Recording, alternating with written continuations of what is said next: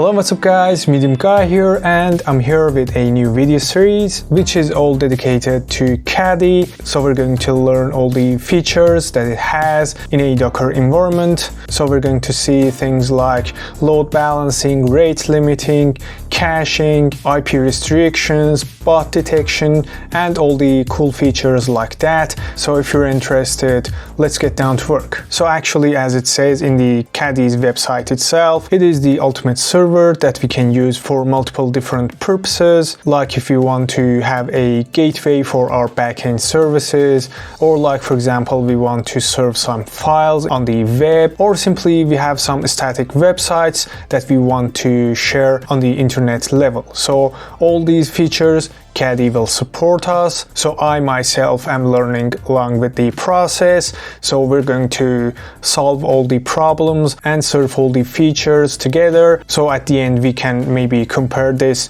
to things like Nginx, HA proxy, Kong API gateway, and many other tools as reverse proxies in different fields, like for example how easy it is to configure these tools, or how easy it is in order to scale these tools, or maybe how they actually react in higher loads. So first of all, let's see what actually we mean when we say a reverse proxy or a web server. So imagine in scenarios like you have some backend services or another service that is actually serving your front-end applications, or many other services that you want to actually expose on the internet level. So in this case, you have multiple services that maybe you're running on multiple servers with different IP addresses on different ports.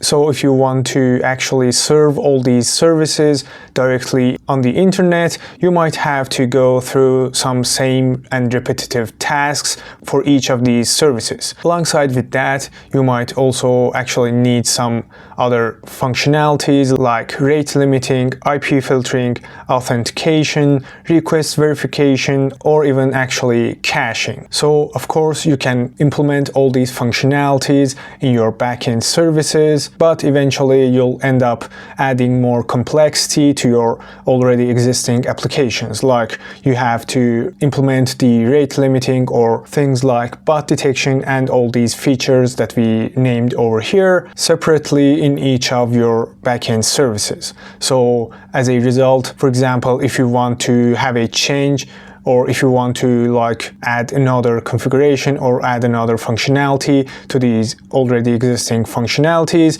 you will end up having to modify all the functionalities and features that you already implemented in your backend services. With having this in your services, your service is already supposed to handle other business logic. So as a result, having this business logic for that exact backend service and alongside with these functionalities will make the developers open for more possible bugs, vulnerabilities, or anything that you might not want in your applications. So this is one of the reasons that we use things like Caddy as a reverse proxy, placing it in front of all our backend services and the clients that are making the requests on the internet level. So as you can see, the reverse proxy sits right between the clients and our backend applications, also handling all these features and all these needs and requirements that we might want to be applied for our requests before actually being received by our backend services. So if you want to learn more about reverse proxies and API gateways and ingress controllers, I've got a video that I'll link right over here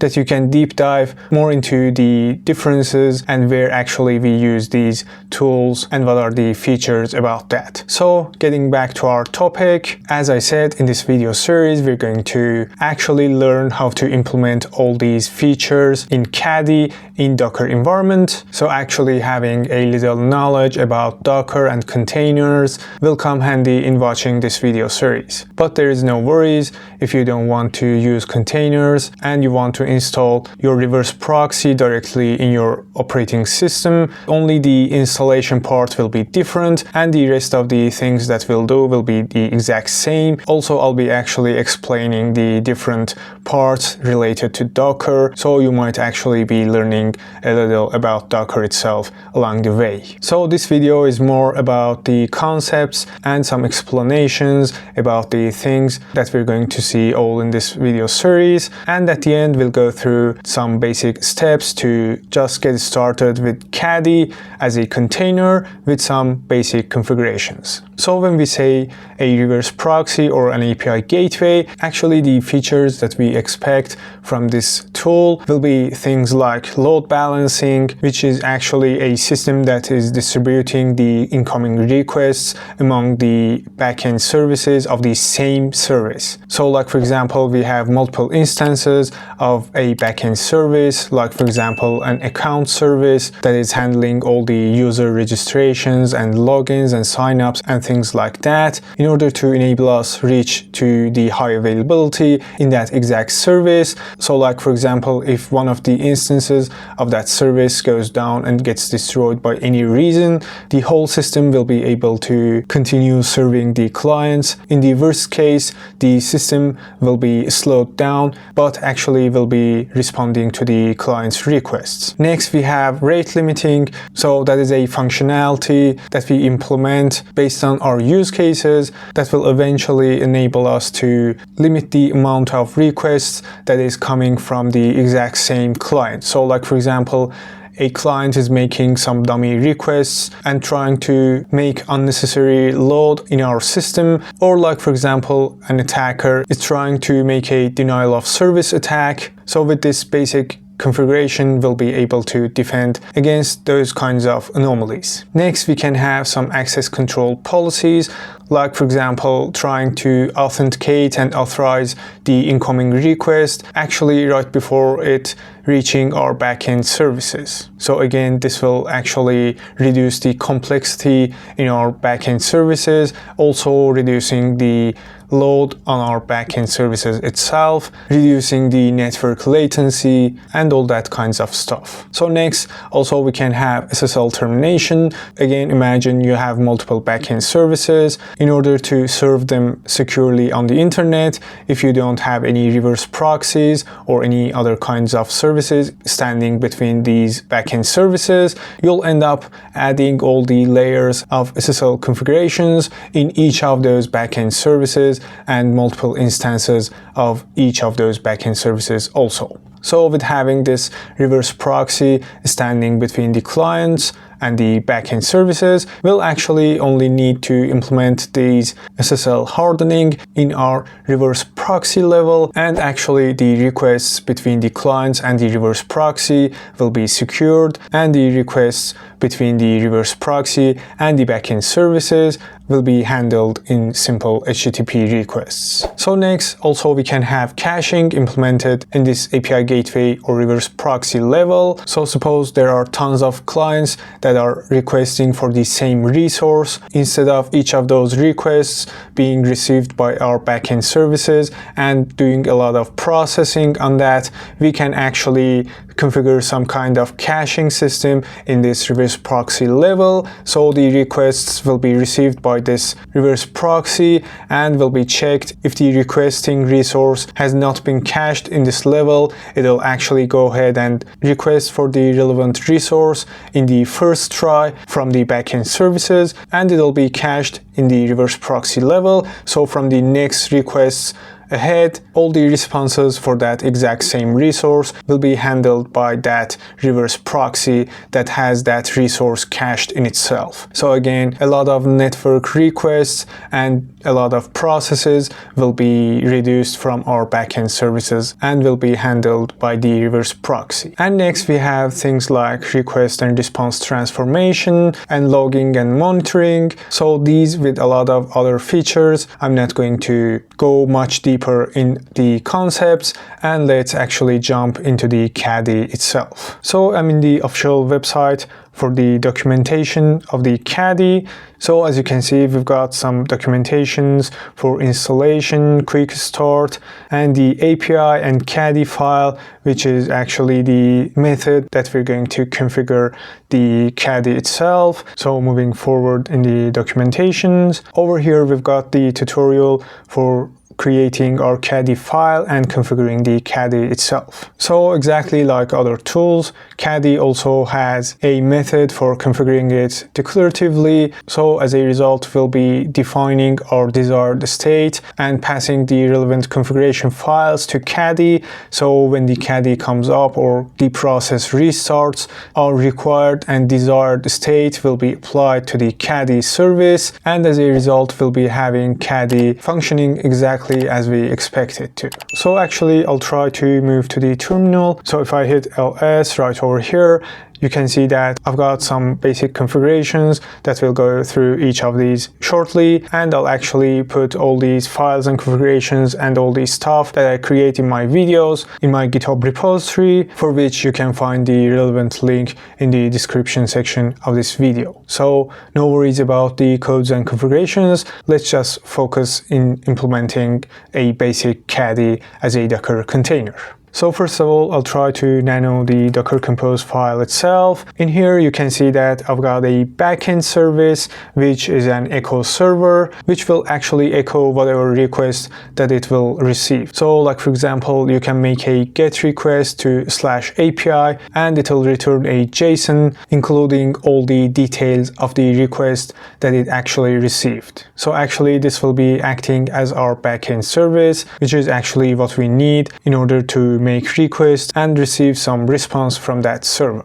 Next, over here, I've got my Caddy service, which is actually using the official Caddy with a very recent version as of recording of this video. So you can actually change this version based on your use cases and based on the time that you're watching this video. So next, I've set a name for the container that will be created based on this service. Next, I've set the restart policy in order to tell Docker engine to see if this container has stopped or exited by any reason.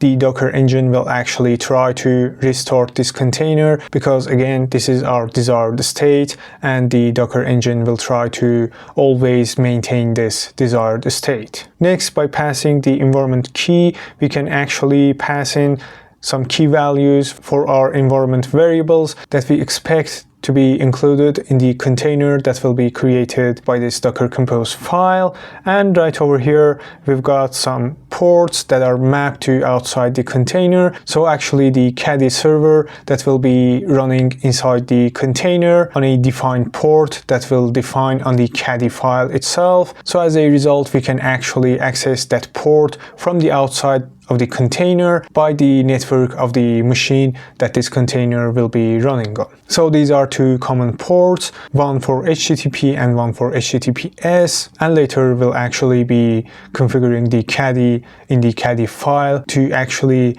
listen to these ports. And lastly, I've got a volume section that I'm mapping some volumes and mount points to inside the container. So by any reason my container gets destroyed and start again, actually my state will be persisted on the host machine, and the new container that will be coming up will try to resume and configure itself with the exact same configuration files and persisted data in order to be able to resume exactly the same as the older container that got destroyed. So I've got the ./caddy file, which is the Caddy's configuration file, mapped to this exact file inside the container, and the ./data to /data inside the container that the Caddy service will be using in order to store its data in that, and the ./config to /config inside the container, also for the Caddy service in order to write whatever configuration that it will be creating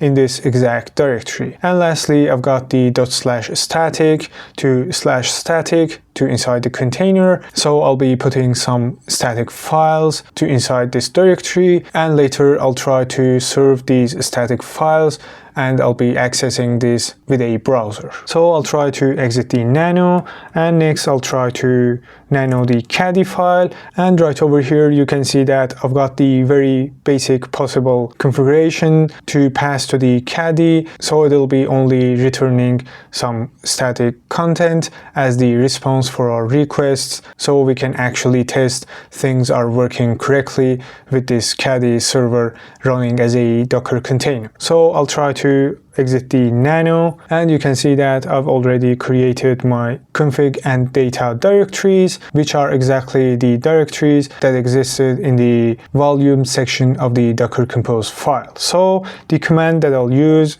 I'll say docker compose op-d. So basically this command will try to look inside the Docker Compose file and try to look for the services that we defined, and then actually we'll try to create a container for each of those services that we defined in that exact file. So as you can see, as a result, it created a container for our backend service, which is exactly the Echo server itself, and it also created the Caddy container plus a Docker network attaching these two containers to that exact network. So as a result, the services in that exact network will be seeing each other through their service names and connect locally right inside that exact network. So if I say docker compose ps, you can see that both my containers are up and running, as you can see right over here, and the exact ports that I mapped to inside the container are being shown right over here. Also, if I hit docker compose logs, I'll say -f to follow the logs and --tail 100 to grab the latest 100 logs from the output of the containers that has been created by this Docker Compose file. So I'll hit enter, and you can see the logs for the both of the containers, and as we can see, things are looking good, and actually our Caddy server is up and running with the very basic Caddyfile configuration that we just passed to inside the container. So right now, if I switch to another terminal, I'll try to zoom in again, and I'll try to use curl in order to make requests to the Caddy server. So I'll say curl -I. I'll provide the address for the machine that is running the Caddy server. Actually, I'll try to also pass the http:// and if I hit enter, you can see that I am getting the hello Caddy as the response for my request and getting the 200, which is okay, as the status of my request. So with this, I can confirm that the Caddy server is working correctly with my exact configuration as a Docker container. So I'll move back right over here. I'll hit Ctrl+C to get out of the logs, and again I'll try to nano the Caddy file, and this time I'll try to comment out the static response, and actually I'll try to make a reverse proxy to the backend service and actually try to serve the /static directory and all the files inside that directory. So as you can see right over here, I've passed some basic configurations like the encode directive that will actually try to apply a basic compression in order to reduce our loads, and by passing templates directive, I'll actually be able to make use of the templating system that comes out of the box with the Caddy itself. Next, by passing the root directive and passing the /static, I am actually telling the Caddy where to look for the files that I want Caddy to serve. So next, here I've got the file server that I've passed the browse, so it'll make the file server browsable on the internet, so we can actually get a GUI and see all our files and directories listed, and we'll be able to move through all these files and directories. And right over here, I'm trying to actually hide the secret file that I've also placed in the /static directory. So actually I want this file to be ignored by the file server and won't be actually accessible by the clients. So next and the last, I've got the reverse proxy configuration that I'm actually trying to serve on the /API, and actually I'm proxying the request to the backend on port 80. So backend here actually stands for the service name of the echo server that we defined in the Docker Compose file. So right over here, I've got the section for the global configuration. As you can see, I'm passing the auto HTTPS to off. And as the last thing, you can see that I am passing the :AT. So actually the Caddy will be only listening on the port 80. So like for example, I can say :443. So as a result, the Caddy server will actually try to listen on this port also. So I'll hit save and try to exit the Caddyfile. And if I say docker compose down and docker compose up-d, this will actually try to remove all the containers that has been created by this docker compose file and will actually try to recreate all the containers that we defined in this docker compose file. So right before I try to make requests to the Caddy server, I'll try to move in the static directory, and right over here you can see that I've got a secret file that holds some dummy content, and in the HTML directory, if I hit ls, you can see that I've got a index.html file, and over here you can see that by passing this exact format, I am trying to actually make use of the templating system that is integrated with Caddy itself. So by passing the now directive right over here, Caddy will actually try to rewrite this exact directive with exact date and time of the receiving request and replace that with this exact directive right over here. So as a result, the client will be seeing the exact date of the time that he's making the requests. So if I move to the browser and if I go to the address of the machine that the Caddy is listening on, so you can see that I get a very basic GUI that is actually listing all my files and directories that I have on the // directory next to the Docker Compose file. So you can see that the secret file is not being shown right over here. Also, if I try to access that file directly using the URL, so if I say secret,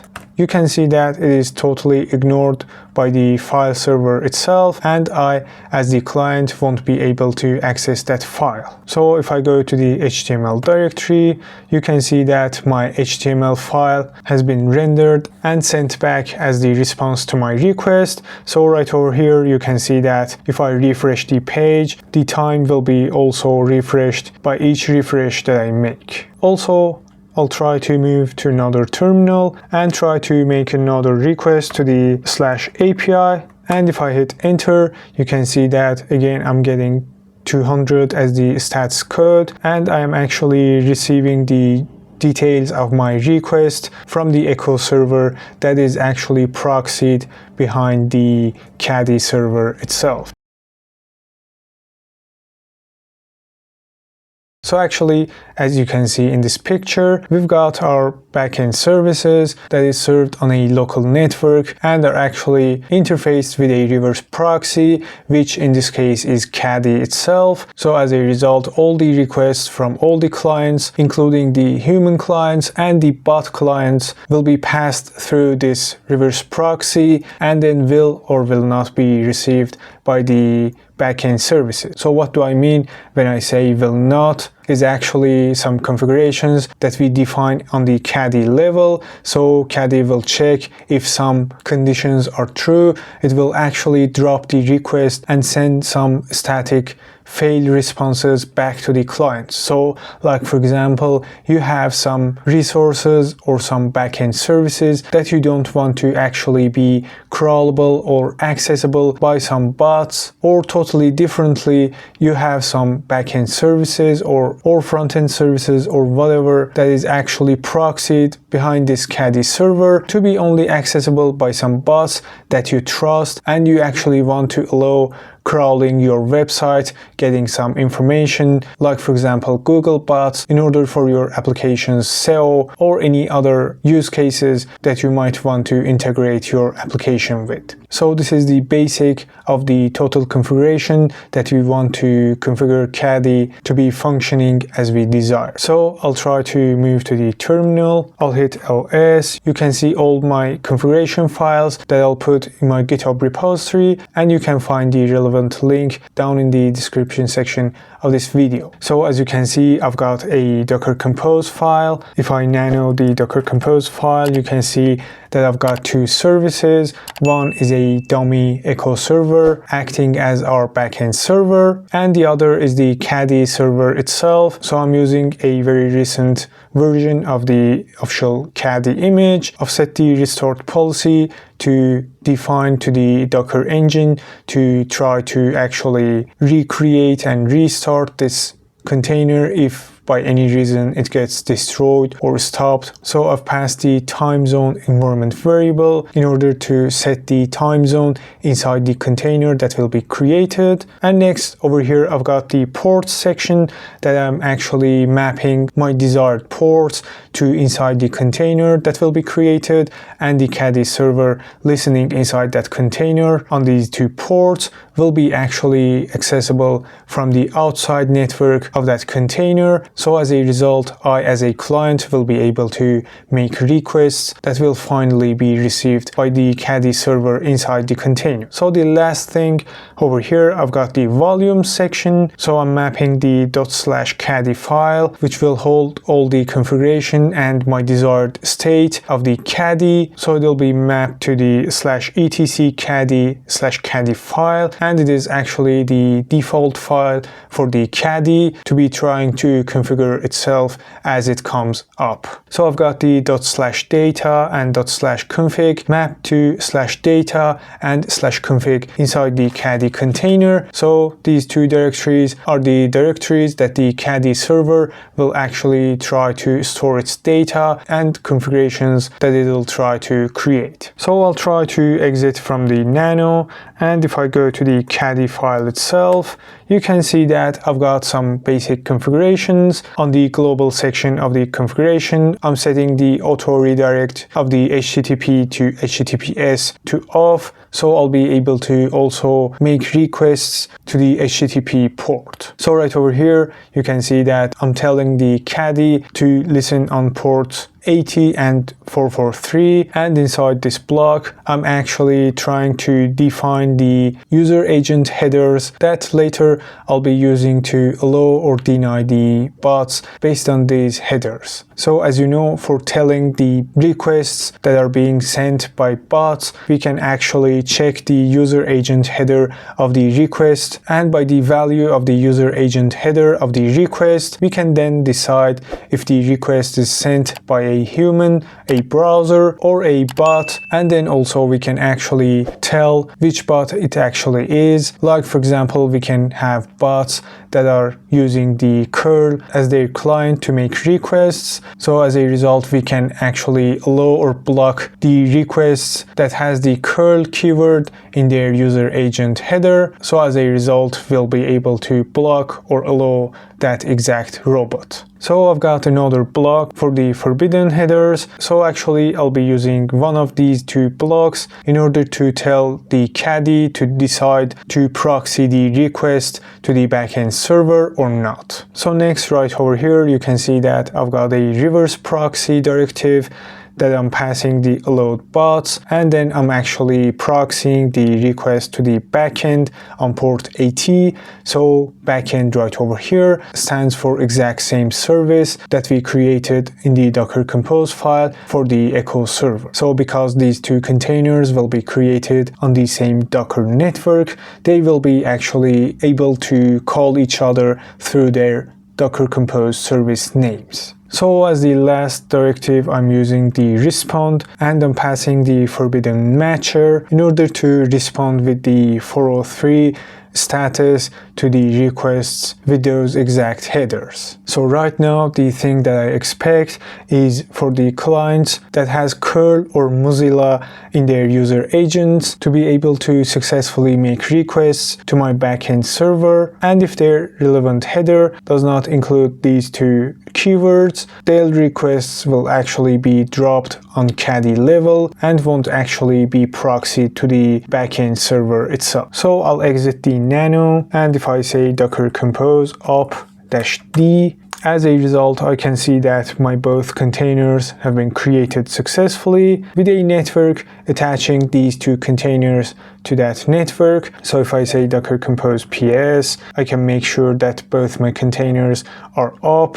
Also by saying docker compose logs -f to follow the logs and --tail 100 in order to grab the latest 100 lines of the output of these two containers. So as I can see, things are looking correct. And if I move to another terminal and by using the curl command, I'll try to make a request to the address of the machine that is running the Caddy container. So if I hit enter, you can see that the stats code for the request is 200, which is okay, and I am able to receive the response from the backend server that is proxied behind the Caddy server. So like for example, if I use the wget in order to make requests to this exact address, if I hit enter, you can see that I'm getting 403 from the exact same address that is both handled by the Caddy server. So because the wget is not in the allowed list of the user agent header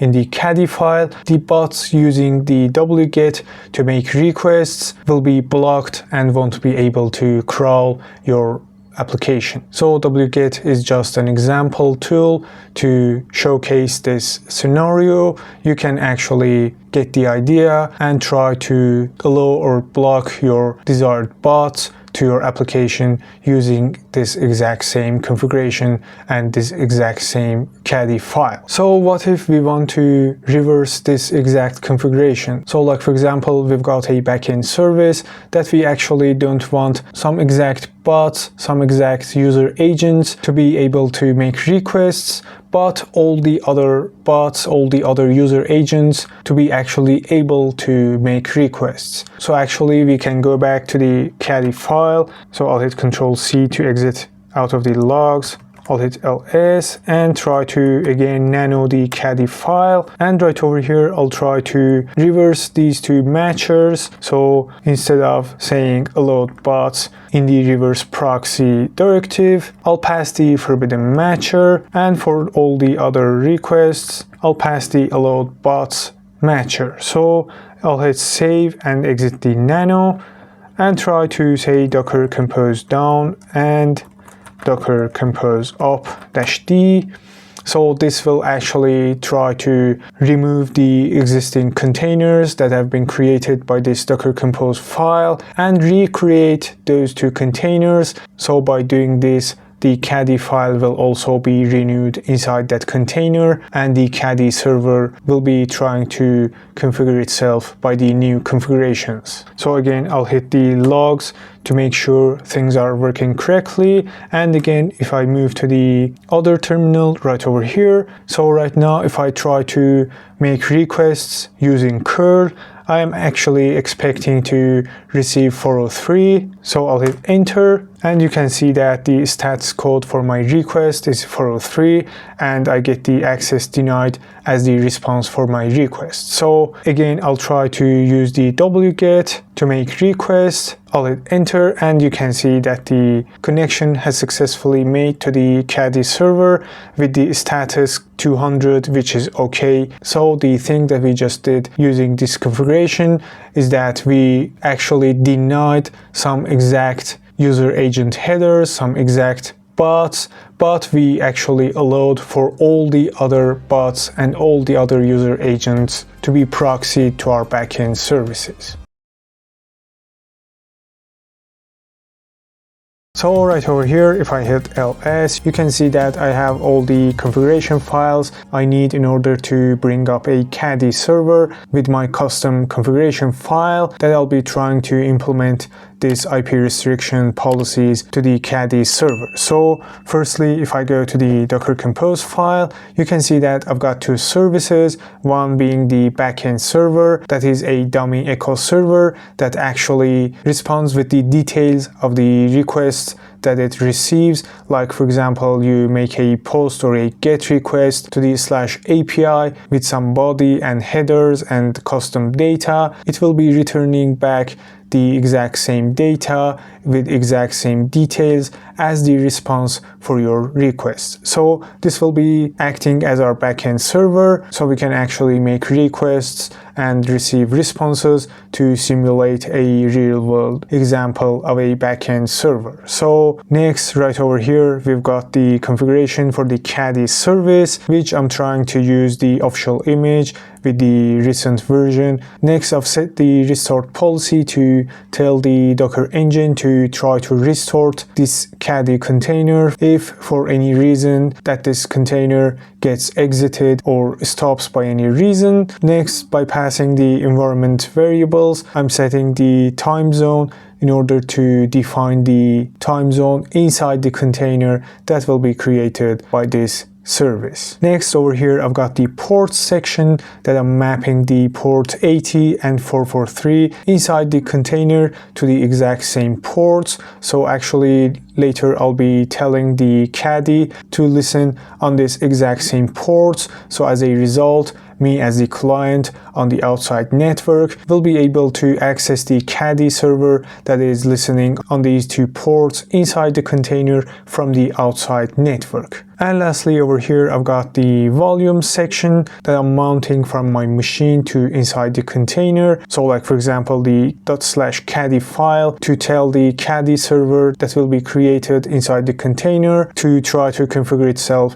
from this file. So next, the ./data and ./config directory to the /data and /config directory inside the container. So the Caddy server will actually try to use these directories in order to write its data and its configurations that it will create in these two directories. So with having these in mind, I'll exit the Docker Compose file and try to nano the Caddyfile, and right over here you can see on the global section I am turning off the automatic redirect from HTTP to HTTPS, so I'll be able to actually make requests to the HTTP port also in order to be able to showcase the relevant configurations. So next, right over here, I'm defining the Caddy to listen on the 80 and 443 port. So inside this block, I'm actually defining a matcher that I'm using the remote IP matcher, and I'm passing my machine's IP address as the allowed IP address with some different IP. So you can see that I can pass multiple different IP addresses and CIDRs as I want based on my use cases. So next I have a handle block right over here that is handling the /allowed path, and inside this I'm actually passing the allowed IPs matcher to this handle directive right over here, which is a reverse proxy to the backend service that we defined with this exact same name in the Docker Compose file. And next over here I've got a respond that will respond for any other requests that does not meet the requirements of this handle block right over here. So it'll be a static response with a 403 status code. So the thing that will happen right over here for the clients that are making requests to the /allowed path that does not actually have IP addresses with these given IP addresses right over here, the requests will be dropped and responded with Caddy itself with a 403 status code, and the requests won't be actually proxied to the backend server. So with this configuration, suppose you have some services and you want some clients with exact IP addresses that you define, that you desire in order to be able to access your resources behind Caddy, but all the other clients with different IP addresses not to be able to access these resources. So this is exactly the configuration to pass to the Caddy server in order to handle this functionality for your backend services. So next, if I move down right over here, I've got the exact reverse configuration in which I'm trying to pass the denied IP addresses, which actually I've passed my own IP address again over here, again with some different IP address, in order to showcase that you can actually pass multiple different IP addresses by passing multiple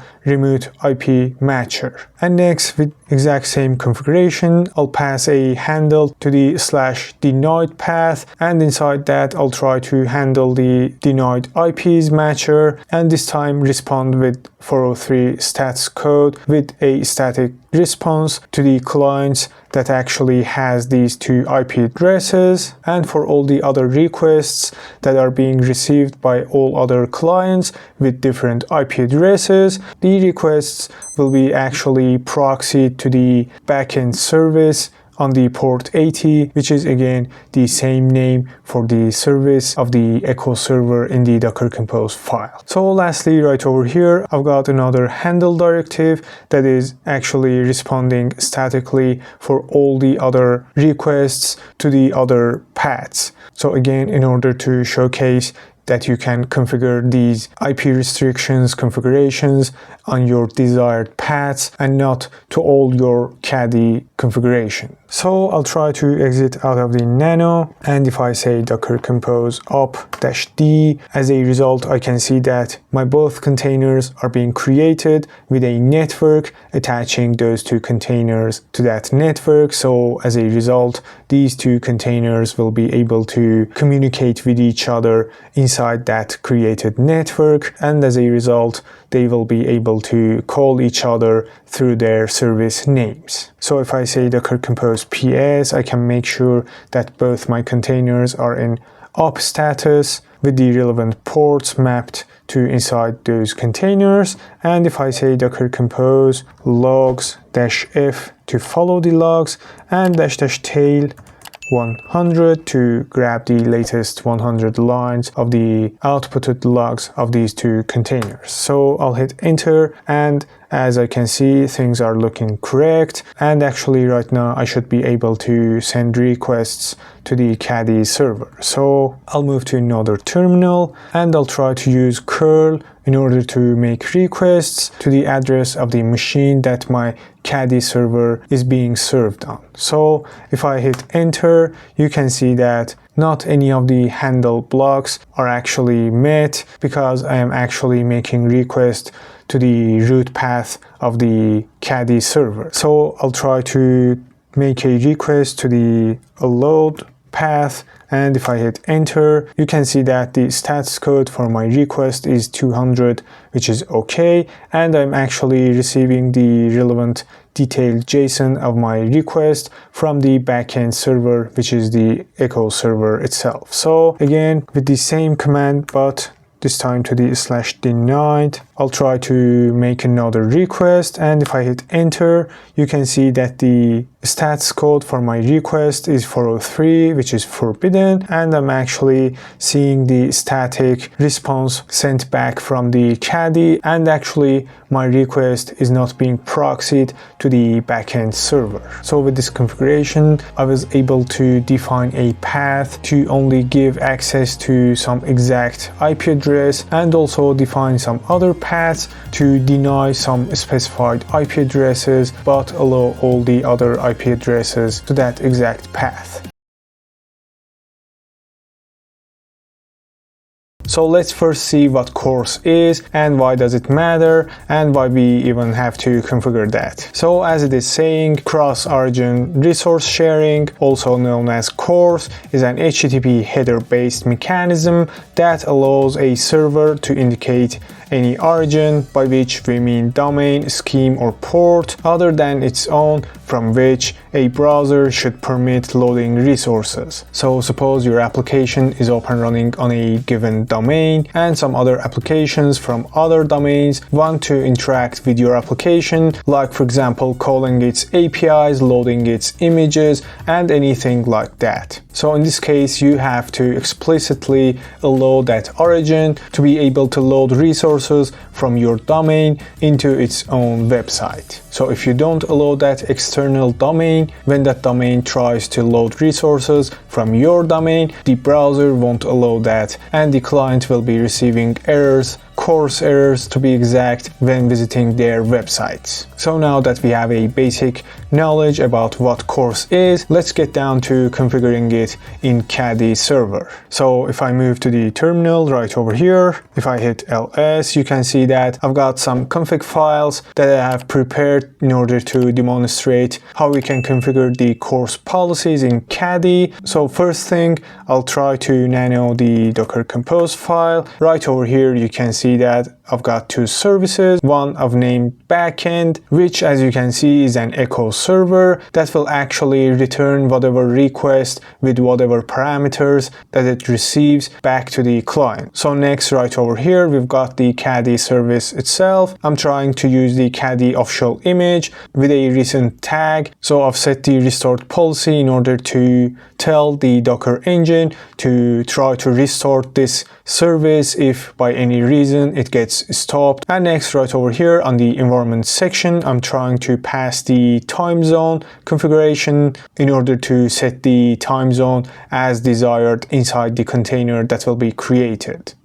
So on the port section, I'm actually mapping both 80 and 443 ports from my machine to exact same ports inside the container. So later I'll be trying to configure the Caddy server to listen to exactly the same ports. So as a result, I as the client will be able to make requests to the Caddy server that is running inside the container. And lastly, right over here, I've got the volume section that I'm mapping the ./caddy file to the /etc caddy file inside the container. So this is basically the file, the default file for the Caddy in order to try to configure itself when it is coming up and starting its service. And lastly, as you can see, I'm mapping the ./data and ./config to /data and /config inside the container that will be created, that will have the Caddy running inside that. So these are the directories that the Caddy inside the container will try to use in order to save its data and configurations. So I'll try to exit out of the Docker Compose file and next try to nano the Caddy file itself. So as you can see, I've actually copy pasted some configurations that I found on GitHub. So actually I'll put the link next to these configuration files, and actually I'll put all these files in my GitHub repository, for which you can find the link down in the description section of this video. So these directives are actually trying to set the headers that are related to course policies that we might or might not need to change based on our use cases. So as you can see, we are setting the access control allow origin with the value of the argument that will be passed when we try to use this configuration. So shortly you'll see what exactly I mean by that. Next, we have the access control allow methods that we have set to get, post, put, and some other verbs. So these are the methods that we are actually trying to allow the course policies on. And right over here, we are actually responding with a 204 stats code. So basically the browser will then interpret this as a successful challenge with the server that is serving the resources. So it will actually give access to that external domain in order to load our resources. So if I move down, right over here, you can see that I am telling the Caddy to listen on 80 port, and inside this block, I am just doing a simple reverse proxy to the backend on port 80, which is exactly the same name that I gave to the echo server in the Docker Compose file. So because these two containers, I mean Caddy and the echo server, will be created by the same Docker Compose file, they will actually be able to see each other through their service names inside the Docker Compose file. So as a result, over here, we can just pass the name of the service for the echo server. And lastly, right over here, you can see that I am importing the course configuration that we defined right above, and I'm passing a fully qualified domain name of the actual domain that I'll be trying to load my website and resources from. So I'm going to exit out of the Caddyfile, and by hitting docker compose up-d, I'll be having my both containers up and running. So right over here, if I say docker compose ps, I'll see that both my containers are in up status with the exact same ports that I mapped to inside those containers. So if I hit docker compose logs -f to follow the logs and --tail 100 in order to grab the latest 100 lines of the output of these two containers. So as I can see, things are looking correct, and right now I'll be able to move to the browser and make requests using the same domain name that I defined in the Caddyfile to this Caddy server.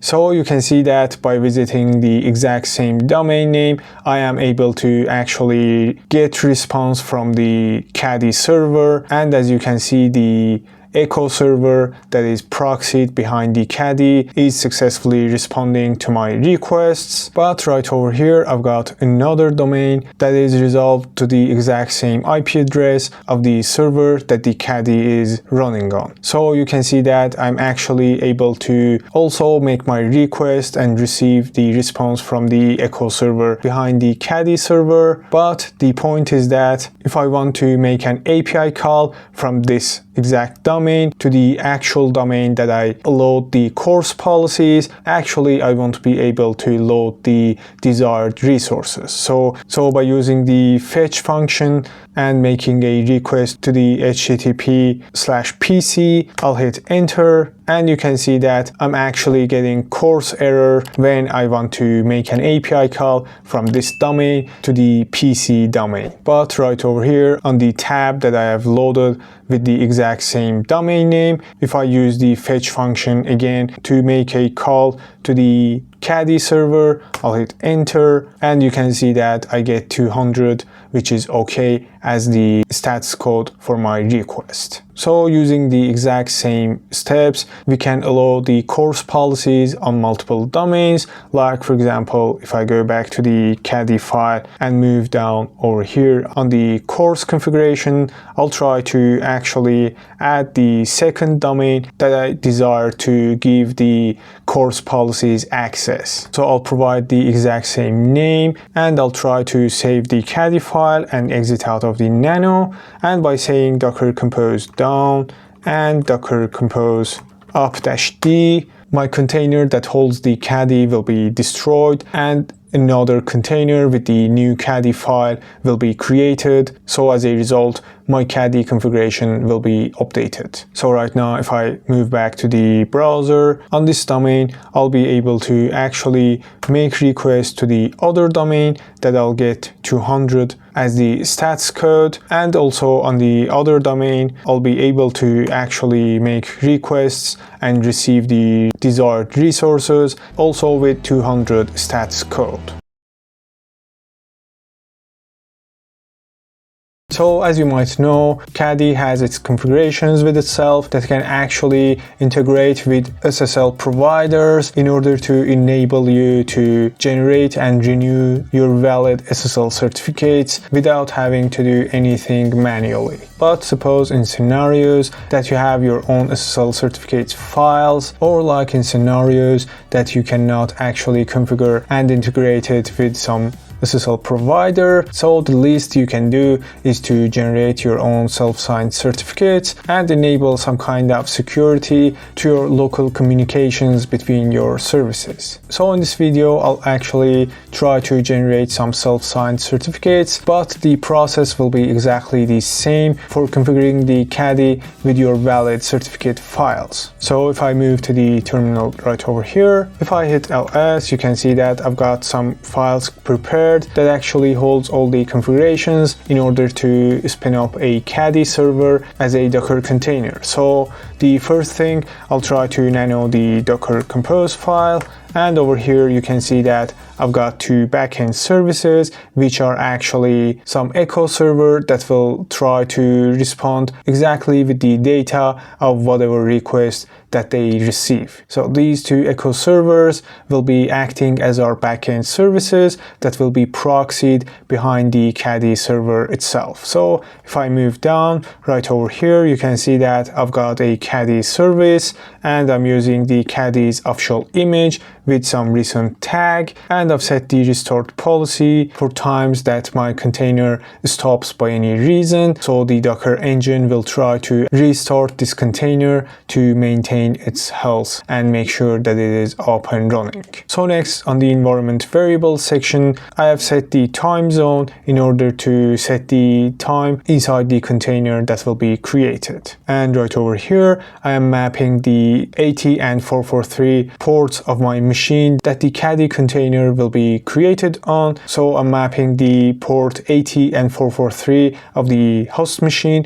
to the exact same ports inside the container. So as a result, the clients will be able to make requests using the host machine's IP address with these ports in order to communicate to the Caddy server that will be running inside the container. So right over here, I'm mapping some volumes to inside the container, which are the ./caddyfile, which will be the default configuration for Caddy to try to configure itself when it tries to start its service. Next, I've got the ./data and ./config directory mapped to the /data and /config directory inside the container. So these are the two directories that the Caddy service will try to use in order to store its data and whatever configurations that it will be creating. And lastly, right over here, I've got the ./certs directory mapped to the /certs inside the container. So this is the container that I'll be using in order to generate and store my certificate files. So I'll try to exit from the nano and actually move into the certs directory. So by using the OpenSSL command, I'll be actually trying to create my cert file and key file. So then I'll be configuring the Caddy to grab these files and serve them in order to be able to respond on HTTPS protocol also. So I'll set the domain variable as the exact domain that I'll be trying to access the Caddy from. By using the OpenSSL gen private key, I'll be able to actually create my key file. So I'll hit enter, I'll hit ls, and you can see that my key file has been generated. And next, again, by using the OpenSSL command, I'll be actually creating my CSR file, which is actually required to generate the certificate file itself. So I'll hit enter and ls. So my CSR file is created. And lastly, again, by using the OpenSSL command and passing in the CSR file and the .key file, I'll be creating the certificate file itself. So I've passed the -days to 10 years. So as a result, this certificate file will be valid for 10 years from now. So I'll hit enter, and if I hit ls again, you can see that I've got my cert file and key file ready in order to be used by the Caddy server. So I'll try to generate exactly the same files for another domains. So as a result, I'll be able to demonstrate how we can configure multiple domains in the Caddy file. So I've done the exact same commands for my second domain. If I hit ls, you can see that I've got the exact same 3 files for my second domain. So I'll move a directory back, I'll hit ls and try to nano the Caddy file. Right over here, you can see that I am telling the Caddy to listen to the PC domain, for which the Caddy will try to listen on both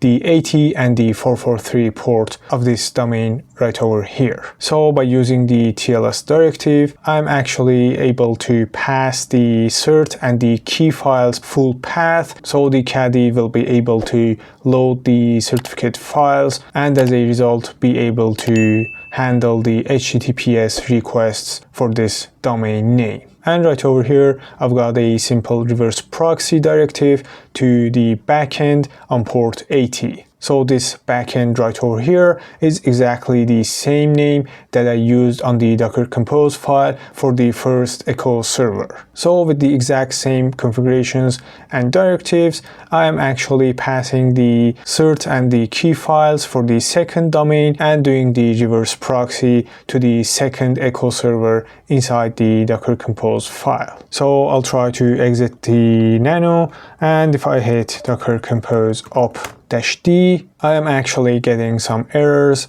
complaining about some other containers that is using the same name with the exact name that I defined in the Docker Compose file. So I'll remove that and come right back. So right now if I hit Docker Compose up-d, I'll see that my 3 containers are being created with a network attaching these containers to that network. So if I say Docker Compose ps, I'll see that my 3 containers are up and running with the exact same ports mapped to inside the container. And if I say Docker Compose logs-f to follow the logs and --tail 100 to grab the latest 100 lines of the output of the containers of this Docker Compose file. So as I can see, things are looking good, and actually I'll be able to make requests to this Caddy server with 2 different domains that I configured in the Caddyfile. So I'll move to the browser and try to make requests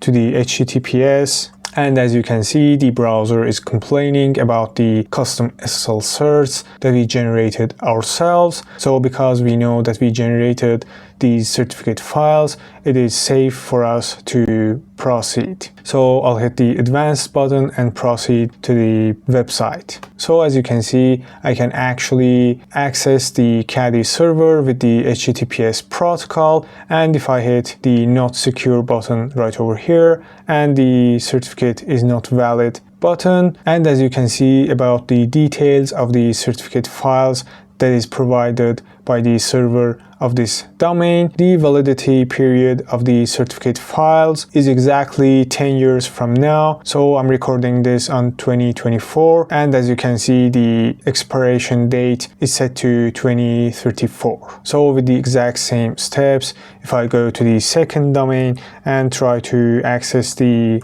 domain with the HTTPS protocol, again try to accept the risks, and you can see that I'm actually able to make requests with the HTTPS protocol. And if I go exactly the same place and see the details of the SSL certs, I can see that the common name that the cert file is signed is exactly the same name for this domain. So I can make sure that the Caddy is actually using the correct files, correct cert files to sign the requests and serve the website on HTTPS protocol.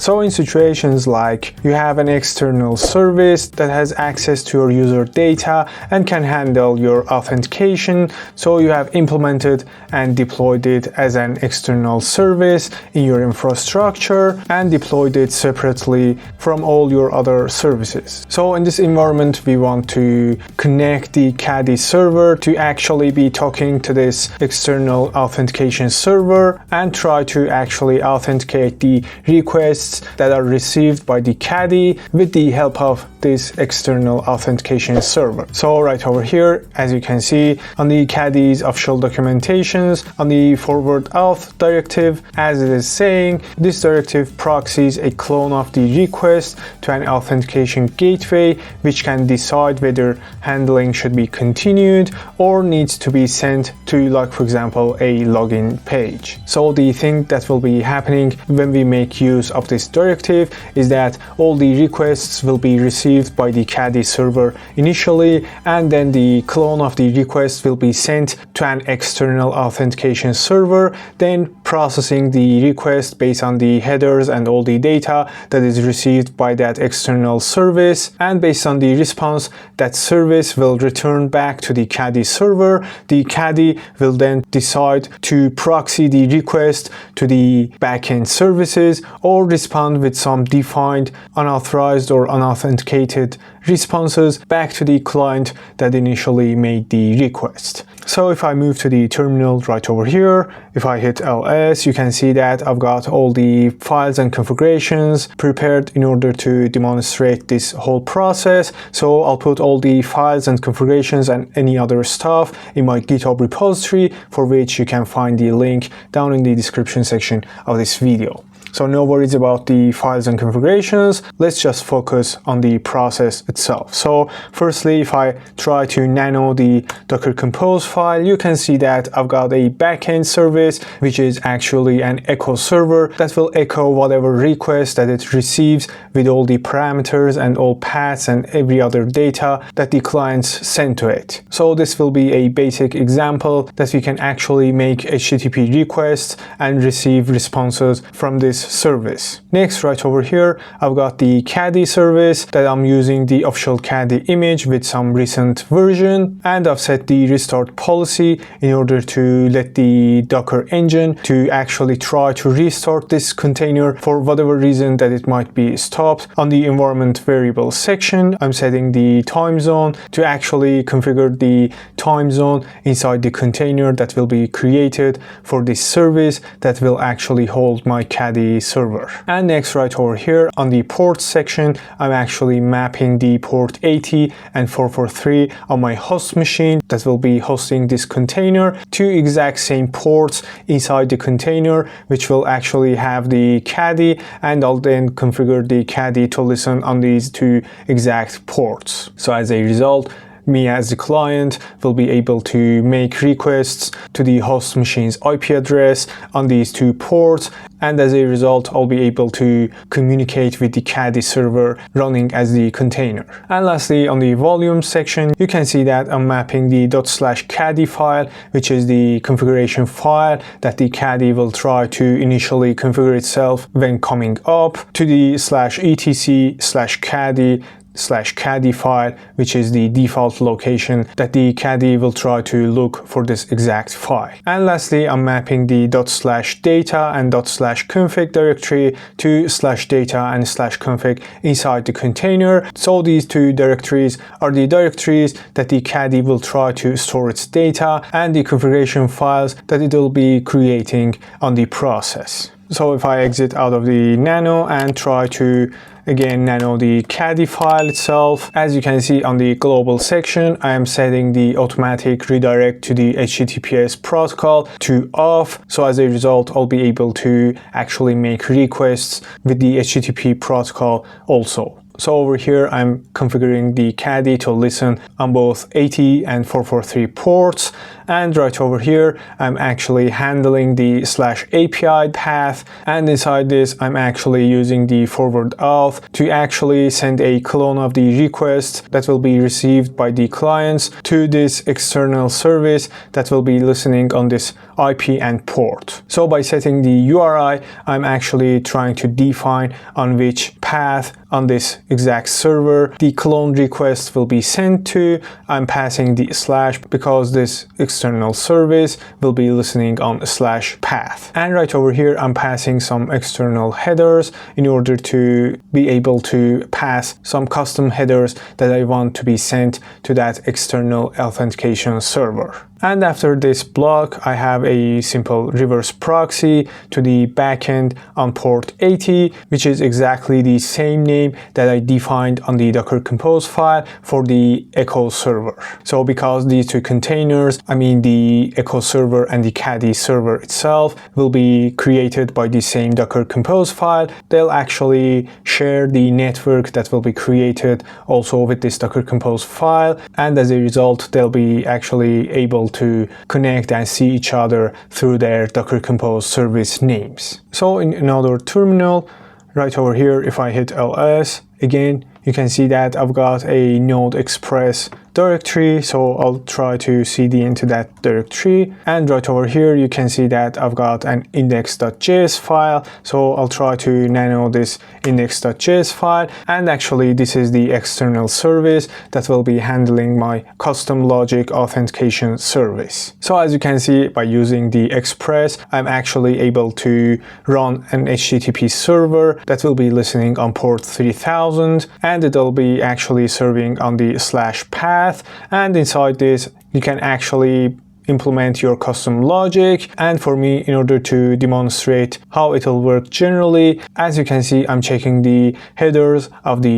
request, and actually if it has the authorization header, I'll try to respond with 200, which is okay. And if it doesn't include the authorization header, I'll try to respond with 401 status code, which stands for unauthorized request, and the Caddy will then interpret that as an unsuccessful request, and then we'll try to respond with some unauthorized response back to the client. But actually, if it has the authorization header and when it responds with 200 status code, the Caddy will interpret this request as a successful request, and actually then we'll try to reverse proxy to the backend services. So this is my dummy custom logic. For your use cases in your projects, you can actually implement whatever requests right over here, like for example connecting to a cache server like Redis that you hold some of your custom data, or you can actually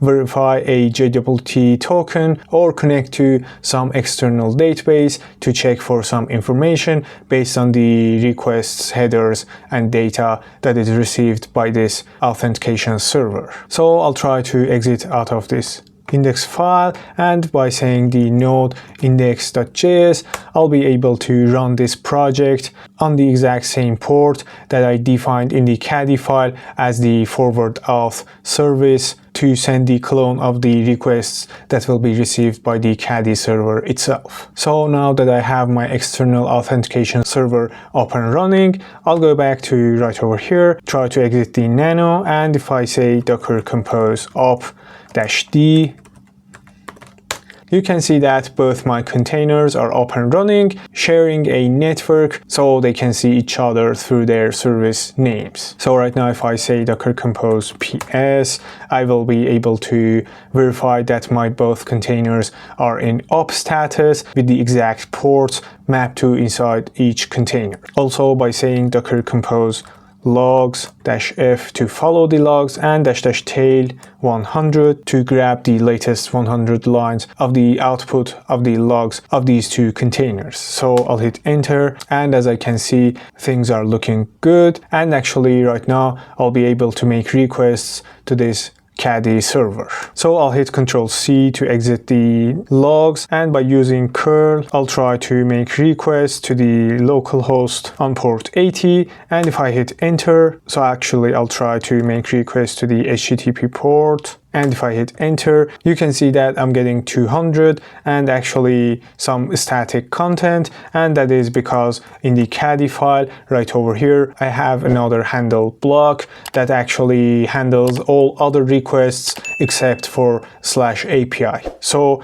I'll go back and try to make another request to /API, and actually if I hit enter, you can see that I receive 401, which stands for unauthorized request. And if I move to the other terminal where I'm running the authentication server, you can see that my request is successfully received by the authentication server, and because it actually doesn't have the authorization header, this authentication server actually sends back the response with 401 stats code. So I'll move back, and if I say -h and I'll say authorization, I'll pass some dummy data, and right now if I hit enter, you can see that I get 200 as the stats code with my request proxied to the backend server, which is actually the echo server. So it won't check the value, and it has no validation on the value of this header. As you could see, it just checked if the header existed or not and then respond accordingly. So right over here also you can see that the authorization header is received by the authentication server itself. So suppose you have multiple services that you want to actually reach to high availability and always respond to your clients, and you have multiple servers that you want to make use of all these servers to actually be handling the requests. So you actually will be able to use all these resources on these different servers, and as a result you'll be able to handle much more requests than just having one server and handling all the requests with that exact one server. So actually we use some services as load balancers in front of all these servers that actually are running all our services, and by making use of this load balancer we'll be able to actually handle much more requests, distributing incoming requests into all these servers. So as we know, we are already using some services like Caddy or Nginx or any other reverse proxy in order to proxy the incoming requests from our clients to our backend services. So actually this is exactly the best place to also implement our load balancing to actually reach to this high availability point. So the thing that will actually happen is that so far we tell the Caddy server to actually proxy the incoming request to a backend server. So the thing that will be defining to the Caddy server is that instead of only proxying it to one defined backend server, will actually give some list of servers that will actually handle the exact same request the same way, because the backend logic will be exactly the same. So whichever the backend server the Caddy will proxy the request to will be exactly handling the request in the same process and will actually return the same response. So the client won't actually notice which backend server actually did the processing of the request. Also, as you can see in this picture, we've got some clients that are making their requests like visiting our websites or making API calls or whatever ways like that, and somehow on the internet these requests are received by our Caddy server, which is also acting as our load balancer. Then the Caddy, based on its configuration, will decide on which server to proxy the request to. Also, one other cool feature that we can reach in this implementation is that suppose one of our servers for any reason gets down and won't be responding to our requests. Also in these scenarios, the load balancer will notice that exact server is down and then will try to proxy the requests among the other servers that is actually running the exact same backend service. So as you can see in the reverse proxy directive documentation on the official website for the Caddy, if I move down right over here, we've got some configuration that we can set to implement the load balancing feature in the Caddy. So if you want to actually get into much more details, I'll actually recommend to read through these documentations, but in order to demonstrate how to implement all this process, I'll actually move to the terminal, and right over here if I hit ls, you can see that I've got some files and configurations that I've prepared for this video, and actually I'll put all these files in my GitHub repository, for which also you can find the link down in the description section of this video. So first thing, I'll try to nano the Docker Compose file, and right over here you can see that I've got two backend services which are actually some echo server that will respond with the detail of whatever request that it's received. Down over here I've got the relevant service for the Caddy, which I'm using the Caddy official image with some recent tag, and over here I'm setting the restart policy to let the Docker engine know that it has to restart this container for whatever reason that it might be stopped. And on the environment variable section, I'm setting the time zone to actually configure the time zone inside the container that will be created, that will actually have my Caddy server running inside that. Or using this exact same method, you can actually provide other environment variables that you might need in order to customize the Caddy server running inside this container. So on the port section, I've got the port 80 and 443 mapped to exact same ports inside the container. That later I'll actually try to configure the Caddy server that will be running inside this container to listen to exactly the same ports. So as a result, the clients from the outside network will be actually using the host machine's IP address that will be running this container, and by making requests to these two ports, on the host machine's IP address, they will eventually be able to communicate with the Caddy server running inside the container. And lastly, right over here on the volume section, I'm actually mapping the ./caddyfile to /etc caddyfile inside the container. So this configuration file is the default file that the Caddy will try to initially configure itself when it is coming up and handle our requests based on this configuration file. And lastly, I've got the ./data and ./config directory mapped to /data and /config inside the container. So the Caddy will use these two directories in order to store its data and configuration files that it will be creating along the process. So I'll exit the nano, and if I try to nano the Caddy file, right over here you can see that on the global section I'm setting the automatic redirect to HTTPS port to off, so as a result I'll be able to make requests to the HTTP port also. Then this is the exact same place that I'm telling the Caddy to listen on port 80 and 443 inside the container, and right over here I've got a handle block that I'm actually reverse proxying the /API to the backend on port 80 and backend 2 again on port 80. So these two are the service names of the echo servers that I defined inside the Docker Compose file, and because all these containers will be created using the same Docker Compose file, they'll be actually sharing the same network,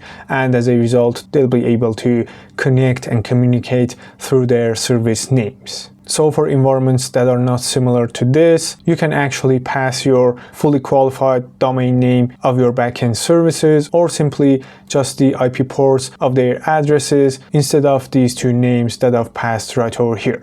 So I'm passing some external configuration to actually check for the health of the backend services, and as a result the Caddy will be able to mark any of these two backend services as unhealthy, and actually as a result will not proxying the requests to that unhealthy backend service. And right over here I'm setting the load balancing policy to round robin, so actually the Caddy will be sequentially send the request to each of these backend services. So if I go to the official documentations for the load balancing policies, you can see that by default it is set to random. So if you don't configure this to Caddy, it will just randomly proxy the requests among the given backend services. Also, the available policies you can find right over here with the description for each of these policies. Like for example, we have the round robin and the least connection. So like Caddy will actually proxy the request that actually has the least connection on that exact moment.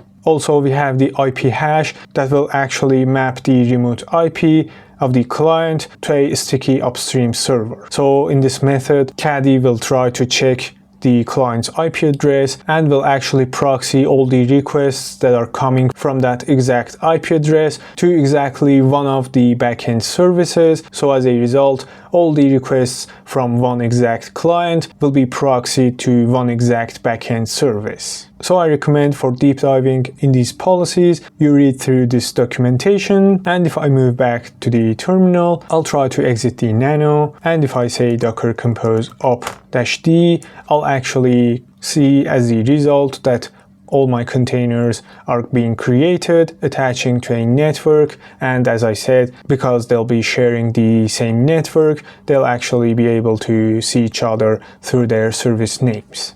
So if I say docker compose ps, I'll be checking that all my containers that are created by this docker compose file are in up status with exact same ports mapped to inside each of those containers. Also by saying docker compose logs -f2 follow and --tail 100 to grab the latest 100 lines of the output of these containers. So I'll hit enter, and actually it is logs and not log.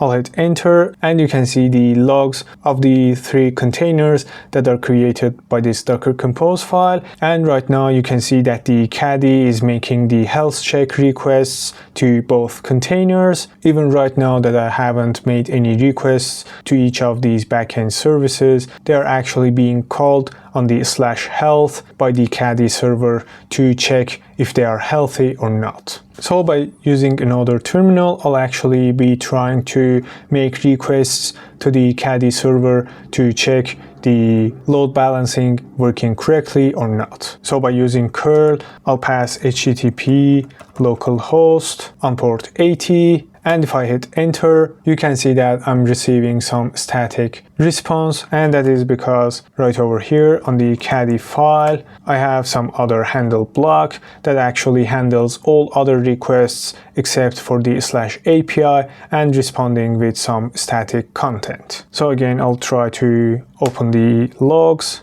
and this time I'll try to make requests to the /API.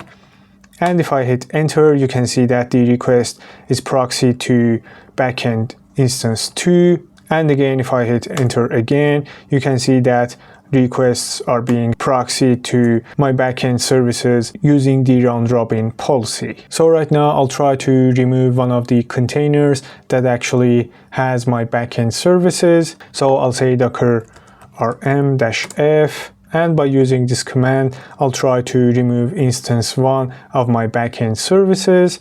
And if I hit enter, so right now I have one backend service, and I am actually expecting the Caddy to mark the first instance as unhealthy and proxy all my requests to the second backend service. And as a result, I don't actually expect to get no responses from the instance 1 if the Caddy server mistakenly proxy the request to the instance 1 of the backend services. So again, by using the curl command, I'll try to make requests, and as a result also you can see that I'm getting 200 for all my requests because they are being proxied to the second and available instance of my backend services. So lastly, if I try to say docker compose up-d again, and by doing this my first instance will come back up again, and as a result I'm actually expecting the Caddy to go back to normal and proxy the requests between two of my instances of the backend services. So again, if I hit the curl command, you can see that again my requests are being proxied using the round robin policy between the two backend instances.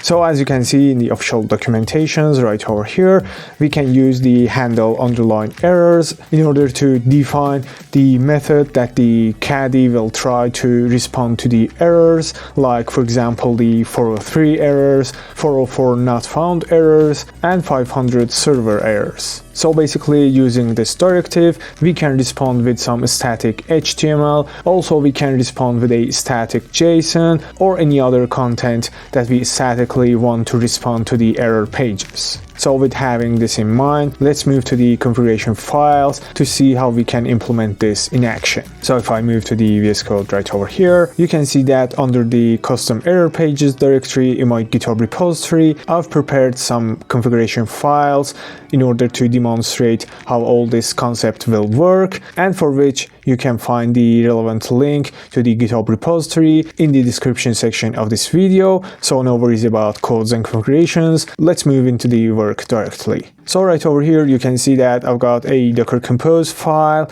and inside this I've got two services. One is a backend server, which is actually an echo server that will dynamically respond with the details of whatever request that it receives. So we'll be using this as a backend upstream server for the Caddy in order to make requests and receive responses. So if I move down right over here, you can see that I've got my Caddy service also, which I'm using the Caddy official image with some recent tags, and I've set the restored policy to make the Docker engine to try to restore this container for whatever reason that it might get stopped or stuck or any other stuff like that. So right over here on the environment variable section, I'm passing the time zone in order to set the time zone of the container that will be created that will eventually have my Caddy server inside itself. So right over here on the port section, section, you can see that I'm mapping port 80 and 443 to exact same ports inside the container. So as a result, I'll be able to make requests to these exact ports using my host machine's IP address to actually communicate with the Caddy server running inside this container. And right over here on the volume section, I'm passing the ./caddy which we'll see in a moment, to the /etc/caddy/caddyfile, which is the default file that the Caddy server coming up inside the container will try to configure itself with. And over here I have the ./data and ./config mapped to /data and /config inside the container. And actually these are the two directories that you'd want to persist, because the Caddy will use these directories to store its data and any configurations that it will be creating on the process. And lastly, right over here, I've got the ./html directory mapped to /html inside the container. And actually, I'll put all my static HTML files inside this directory, and later I'll be using in the Caddyfile to serve these HTML files back to the client as my error pages, responding to some exact errors. So next, moving to the Caddyfile, you can see that in the global section, I am actually turning off the automatic redirect to HTTPS. So as a result, I'll be able to also make requests using the HTTP protocol also. And right over here, I'm defining the Caddy to listen to exact same ports that I've mapped to outside the container in the Docker Compose file. So by using the root directive, I am telling the Caddy in which directory to look for the HTML files. And right over here, using the handle errors directive, and by passing the stats code, I'm actually able to configure the Caddy server to respond based on my desired configuration. So actually, I'm rewriting whatever request to /404.html, and by using the file server directive, I am actually able to serve that 404.html file that exists on the /html inside the container. So doing the same for 500 errors, and by defining 5xx, I can actually match all the errors starting from 500 to 599. And also inside the /html directory, I have the exact same file that I want to rewrite and respond with that exact file. And lastly, right over here, again using the handle errors directive, I'm actually responding with a simple text to all other errors that will not match these two matchers. So moving down right over here, I'm actually responding with an error on the /private star with 403 unauthorized response, and for the /hidden star, which will mean whatever path that starts with /hidden and whatever comes after this path. Also, I'm responding with 404, which stands for not found error, just in order to demonstrate how all these handling errors will work. And lastly, over here, I have a handle to the /API, which is a simple reverse proxy to the backend service that we defined with the exact same name in the Docker Compose file. So because these two containers, I mean the Caddy and the Echo server, will be created using the same Docker Compose file, as a result, these two containers will be able to communicate with each other through their Docker Compose service names. So by saying backend right over here,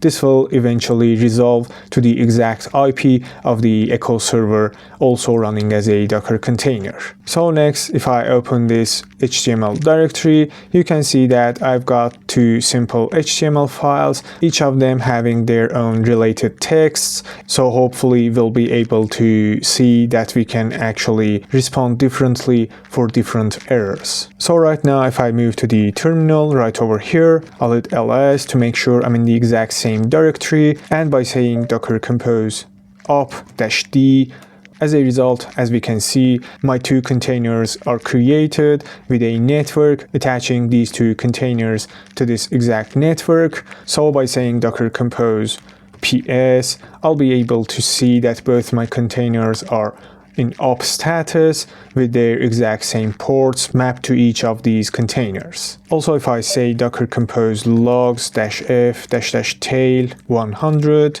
to grab the latest 100 lines of the output of these two containers. And as we can see, things are looking good, and actually right now we should be able to make requests to the Caddy server and see how the Caddy will respond to different errors. So I'll move to another terminal right over here. If I say curl-i to localhost on port 80 and to the hidden path, if I hit enter, you can see that the Caddy is responding with a 404 error with the exact same content of the 404.html file. Also, if I make another call to the /API, you can see that I'm receiving 200, which is okay, and I'm seeing the response that is received from the echo server. So if I move right over here, I'll hit Ctrl+C to exit out of the logs, and if I say docker rm-f and remove the related container for the echo server, I'll hit enter, and the echo server container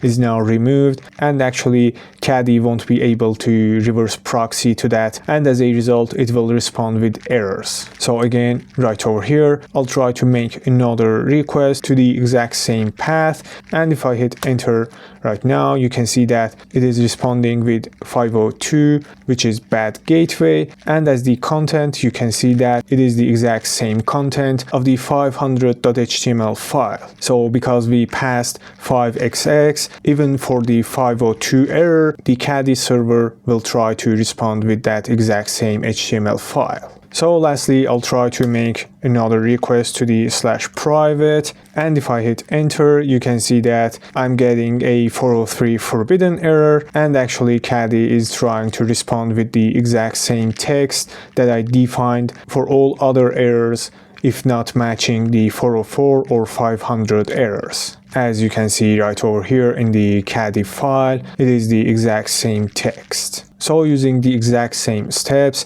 you can actually define whatever logic, whatever configuration that you want Caddy to respond for different errors.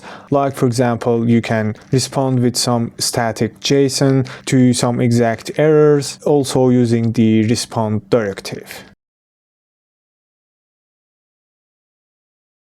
So as you can see right over here, I'm in the documentation page related to log directive, and using this directive, we can enable and configure HTTP request logging, and by configuring it based on our use cases, we can actually tell Caddy to output the logs to a file or standard output or standard error, or to a socket listener on the network that is accessible by this Caddy server. So if I move down, you can see the syntax that we can actually configure the logging for Caddy server, and if you want to deep dive in this, you can always read through this documentation to configure the logging exactly based on your use cases. So right over here on the output modules, you can see that we can configure Caddy to send the logs to the standard error or standard output, or discard logs for, like for example, some paths that we actually don't want the logging on those paths, or actually send the logs to some files and later maybe using some other tools like Promtail or Logstash or tools like that to actually grab these logs from these log files and actually send them to some log backend, like for example Loki or Elasticsearch or tools like that, to actually try to visualize and analyze your requests and actually get the required information based on these logs. So the output that I'll try to configure will be the file output, so we can see the syntax and all the configuration that we can actually use to configure the logging based on our use cases. So as it is written right over here, by default the log files are rotated to prevent disk space exhaustion. And also, as we can see right over here, by using these exact configurations, we can actually tell how much of the latest logs to actually keep and for how much time to keep these logs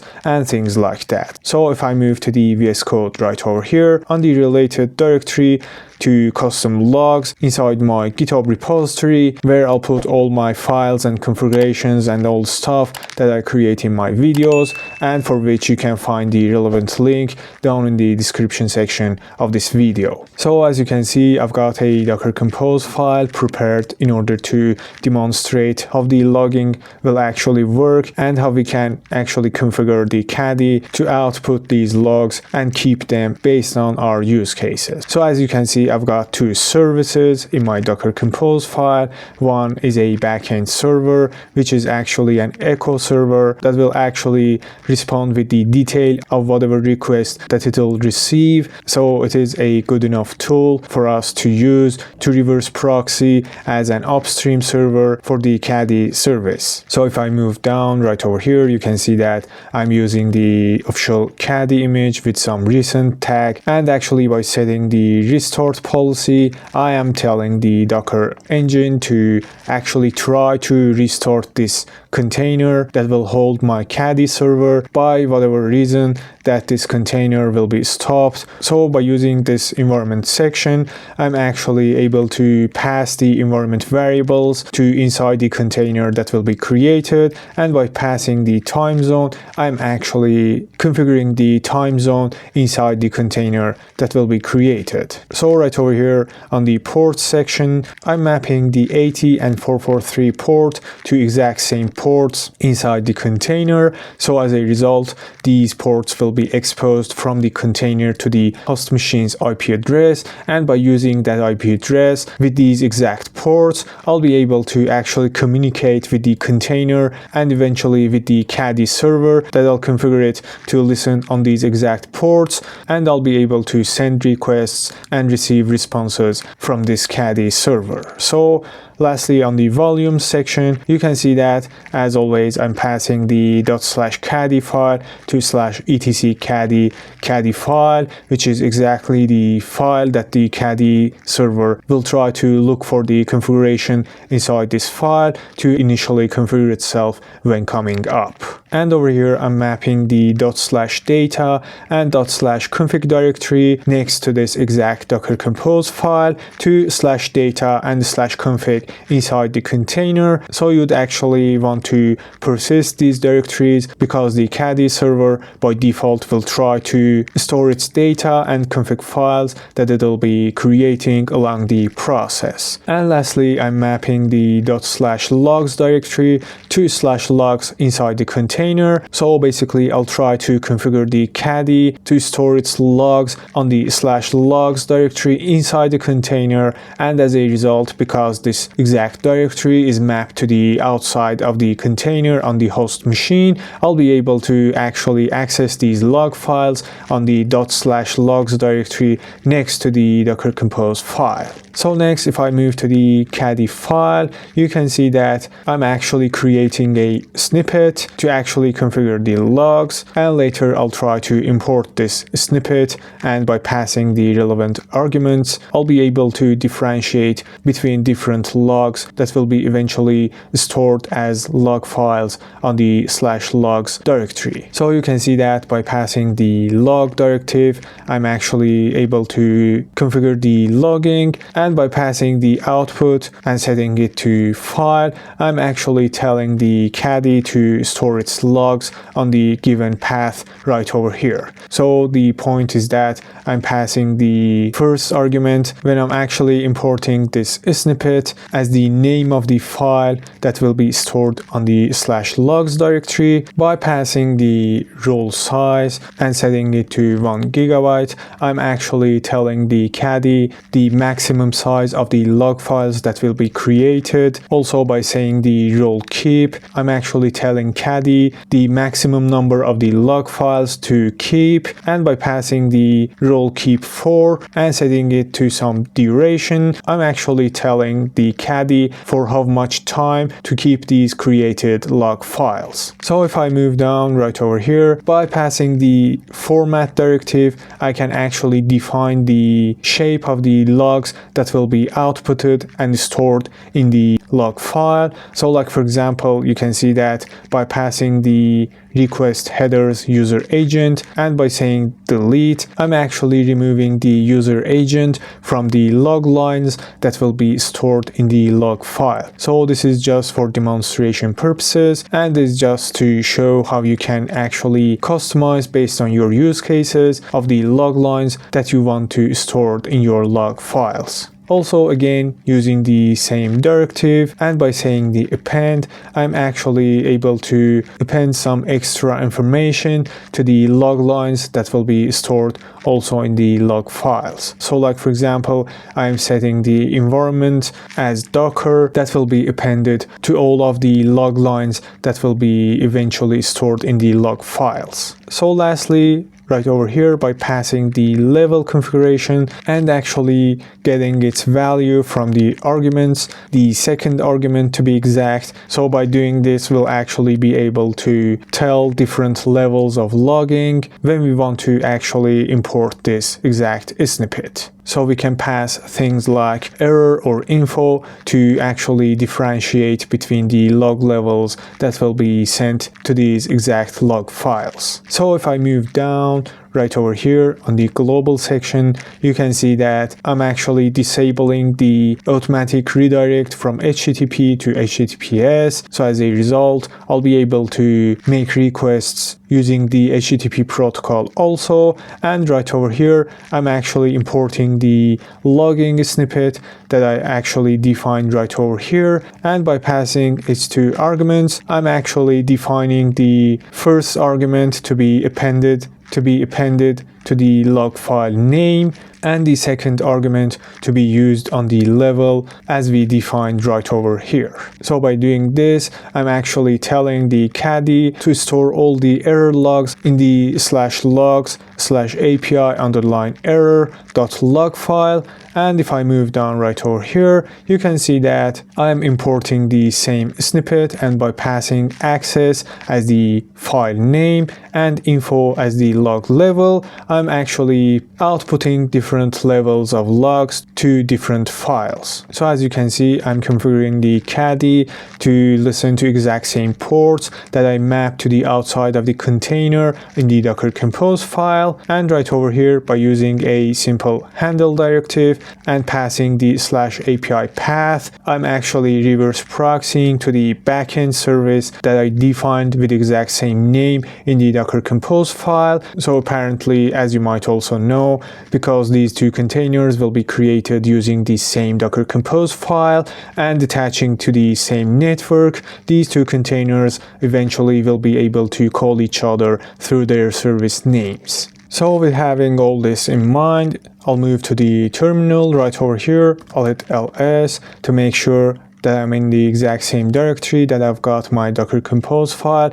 and other configuration files. I'll actually first try to remove all the files that exists in the logs directory. I'll actually try to use sudo to make sure everything will be removed inside the logs directory. So if I say ls logs, I can see that no files actually exists in the logs directory. And by saying docker compose up-d, I can see that both my containers will be created with a network attaching these two containers to that network. So if I say docker compose ps, you can see that both my containers are up and running with the exact same ports that I defined mapped to each container.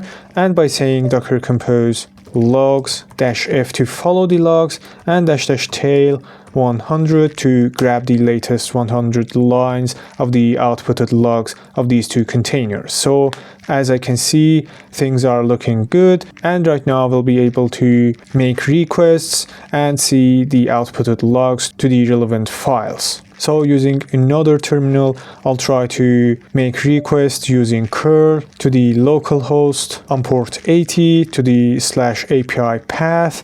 And if I hit enter, actually I should path -i, not -it, and I'll hit enter, and you can see that the reverse proxying worked correctly, and as a result, I'll go back right over here, I'll hit Ctrl C, I'll hit ls logs, and you can see that a file has been created. If I say tail-f, the logs API_access.log, and I'm getting permission error, so I'll say sudo in the beginning, I'll hit enter, and I'll try to make some other requests.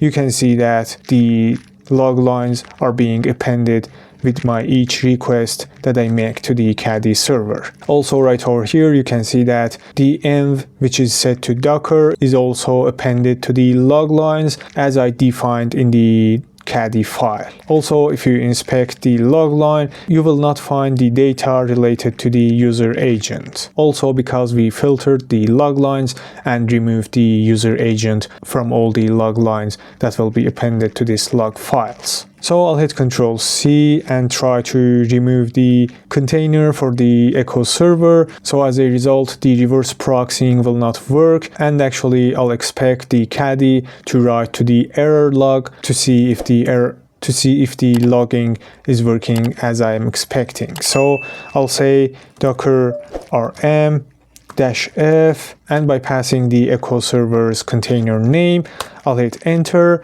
to remove that exact container. So again, I'll try to make some other requests. So you can see that I'm getting some errors because apparently that container is removed and Caddy cannot actually reverse proxy successfully to that container. So I'll hit ls logs, and you can see that the API_error file is also created, again by saying sudo tail-f logs API_error.log. You can see that all the error logs are actually being appended right over here. So I'll try to make some other requests, and you can see that they are actually being appended with each request that will be errored on the Caddy.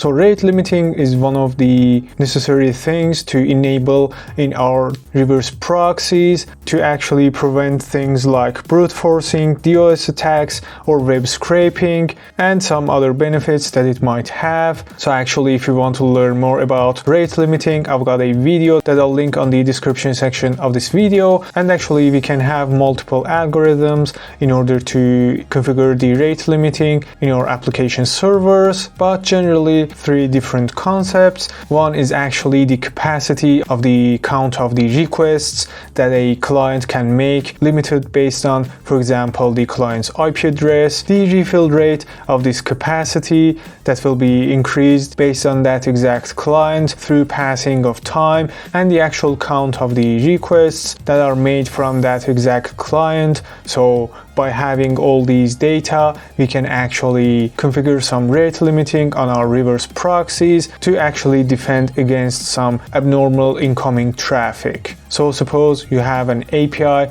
that a client can actually log into your system by passing their username and password, and suppose an attacker knows the username or email of that exact user that he wants to actually try to guess the password and log in instead of that user. And if you don't have any rate limiting implemented in your reverse proxy, the attacker will simply, by creating some scripts or using some tools, will be able to make some brute force attacks and try to actually guess the password of that exact username. So by putting the rate limiting configuration in your reverse proxies, the attacker won't be able to make your defined number of requests in that exact period of time that you also define in your rate limiting configuration. So as a result, he won't be able to actually make much more requests in a long term. So it will be much harder for that attacker to try to guess the password for a given username. So of course, this won't be the only solution to defend against these kind of attacks, and you might actually need some more security concepts implemented in your reverse proxy level to actually make your reverse proxy as much secure as possible. So with having all this in mind, right over here on the documentation of Caddy, we can actually see two different links for two different repositories by which we can actually use to build our custom image of Caddy, adding these modules to our Caddy. So as a result, we can actually try to configure rate limiting in our Caddy servers. So I'll actually try to use the second repository and will actually build my own image with rate limiting enabled, and let's see how things will come. So this is the exact repository. You can always check the documentations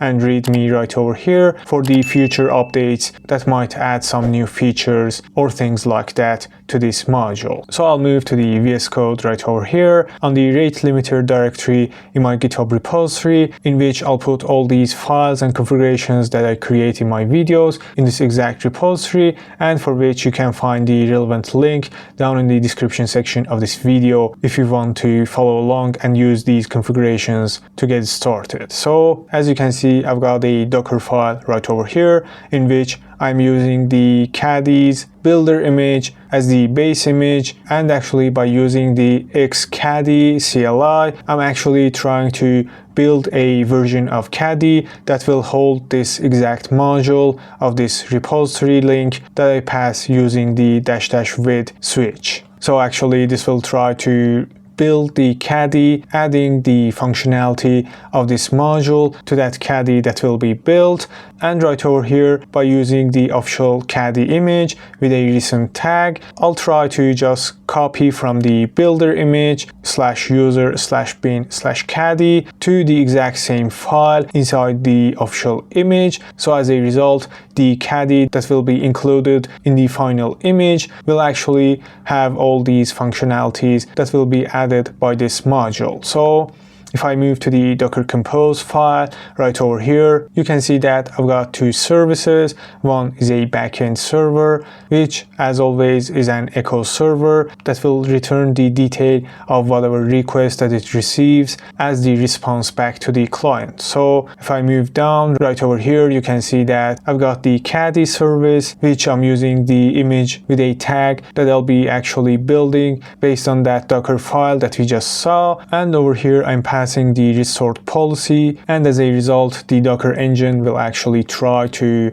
restart this container for whatever reason that it might go down or stop or anything like that. So over here, by passing the environment variables and by passing the time zone, I'll actually be able to configure the time zone inside the container that will be created, which will have my Caddy server inside it. And over here in the port section, I'm actually mapping the port 80 and 443 to exact same ports inside the container, and as a result, I'll be able to make requests to the IP address of the machine that will be running this container on these two exact ports, and as a result, I'll be able to communicate with the Caddy server running inside this container using the host machine's IP address. So right over here, you can see that I'm mapping the ./caddy file to inside the container on this exact path. So the Caddy server will try to initially configure itself when it's coming up. And lastly, the ./data and ./config directory right next to the Docker Compose file to /data and /config inside the container. So as a result, the Caddy server inside that container will use these two directories to store its data and all the configuration that it will be creating. So lastly, if I move to the Caddyfile right over here, you can see that on the global section, I am disabling the automatic redirect from HTTP to HTTPS protocol, and right over here you can see that I'm configuring the Caddy to listen to exact same ports that I exposed in the Docker Compose file. And right over here, by passing the rate limit directive, I'm actually able to define a zone and tell on which key to actually try to configure the rate limiting. So I'm passing the remote IP, which is exactly the client's IP address. I'm I'm passing the events to 2 and window to 5 seconds. So this will mean that in a period of 5 seconds,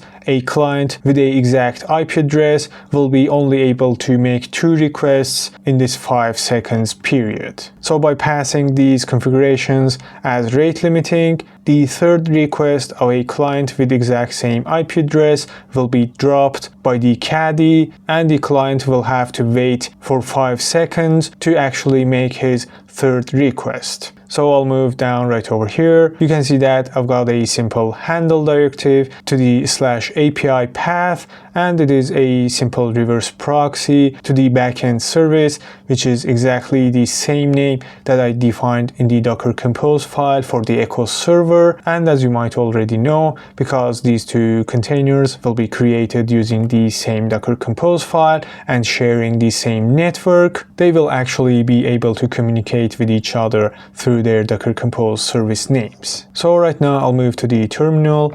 If I hit ls to make sure I'm in the exact same directory, and I'll actually try to grab the exact name from the Docker Compose file right over here that I passed for the Caddy service, and by saying docker build -t to give it a name and a tag. So I'm passing the Caddy as the image name and this exact version number with a -rate limit at the end. So as a result, I'll know that this Caddy image is this exact official tag, and I have added the rate limit functionality using the relevant GitHub repository to this exact image. So basically you can pass whatever name and tag name as you desire to this newly created Docker image. And lastly, I'll pass the dot as the context for the docker build command, and if I hit enter, you can see that the docker build will try to actually execute all the steps that I defined on the Docker file,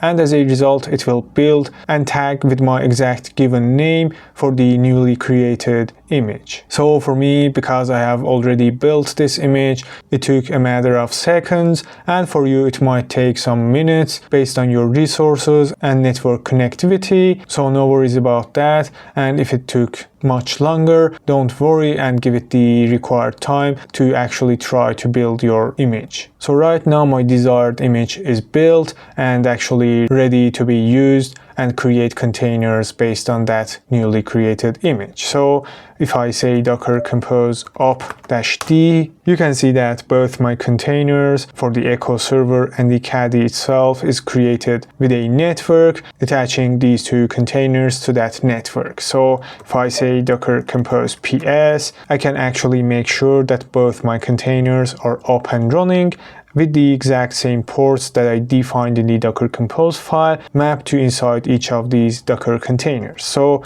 if I say docker compose logs -f --tail 100 to grab the latest 100 lines of the outputted logs of these two containers, and I can see that things are looking good, and actually right now I'll be able to make requests to this Caddy server. So I'll move to another terminal, and by using curl I'll try to make requests to the IP address of the machine that is actually running the Caddy server. So I'll hit enter, and you can see that I get 200 as a result with some static content. And actually if I try to make requests to the /API, I'll hit enter, you can see that I'm actually receiving the response from the upstream Echo server as my backend server. So I'll try to make some more requests, and as you can see right over here, I'm getting 429, which stands for too many requests status, and actually my third and fourth requests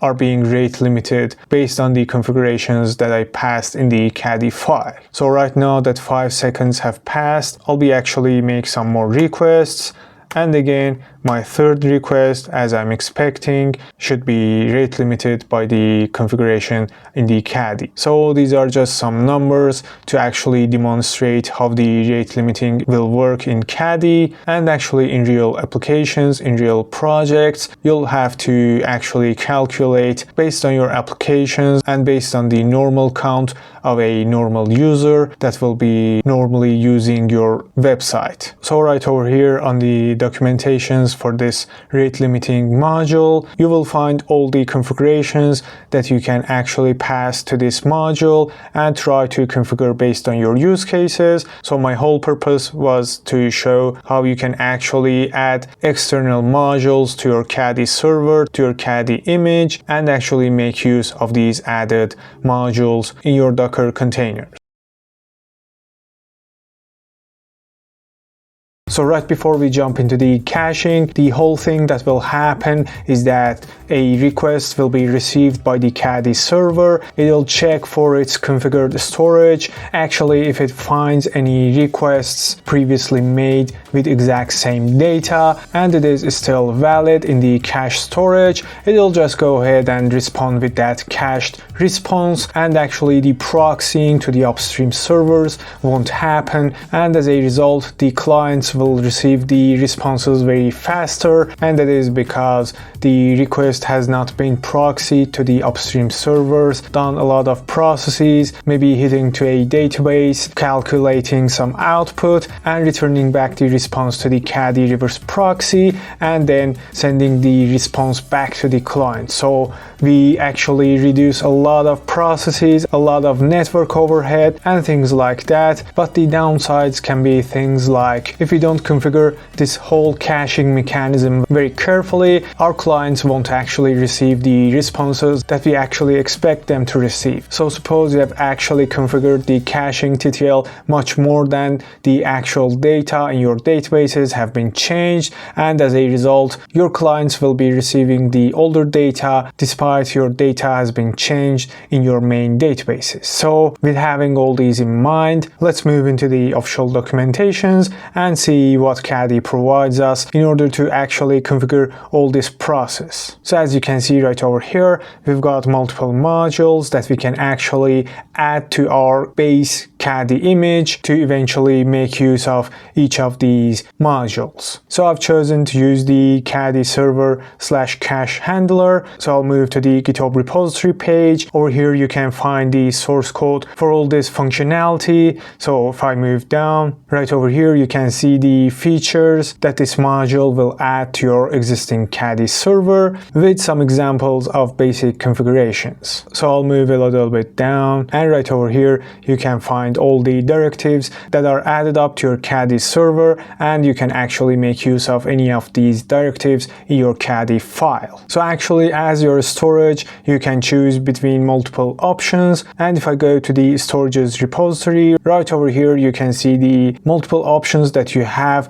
based on your use cases. You can make use of any of these storage backends. So like for example, we've got the etcd, NAT and Redis, which is actually the storage backend that I'll use in order to demonstrate the whole caching process. So with having all this in mind, let's move to the VS Code, and right over here you can see that I've got some configuration files in order to demonstrate the caching in Caddy. Like for example, I've got the Docker file right over here in which I'm trying to actually add up the caching functionality plus Redis as a storage functionality to my existing Caddy image. So as a result, I'll be able to use up all those directives related to caching and Redis storage. So as you can see, I'm using the Caddy builder Alpine as the builder image, and I'll use the xcaddy build in order to build my own version of Caddy, including these two with switches, which one actually will add the cache handler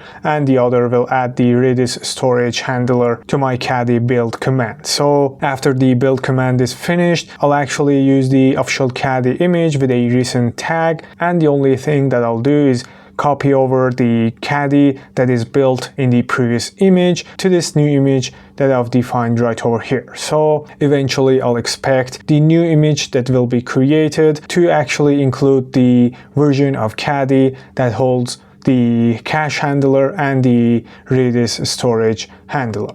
So right now, if I move to the terminal, right over here, I'll hit ls to actually make sure that I am in the exact same directory that I've got all my configuration files. So actually I'll put all these configuration files in my GitHub repository, for which you can find the relevant link in the description section of this video. So as you can see, I've got my Docker file right over here, and by saying docker build -t to actually give my newly building image a name and a tag, so I'll give Caddy with exact same version, and I'll add a -cache at the end so that I can tell that this image actually holds the functionality for caching in itself. So I'll pass dot at the end as the context for the Docker build, and I'll hit enter and wait for all the instructions in my Docker file to actually execute, and as a result build my custom image with my custom functionality added over to the Caddy itself. So because I have already built this image before, it'll take much less time for me, and for you it might take much more longer in order to download all the dependencies and stuff and actually build the Caddy. So give it a time, and eventually you should see the successfully built image message with your given tag. So right now if I say Docker images, I'll grab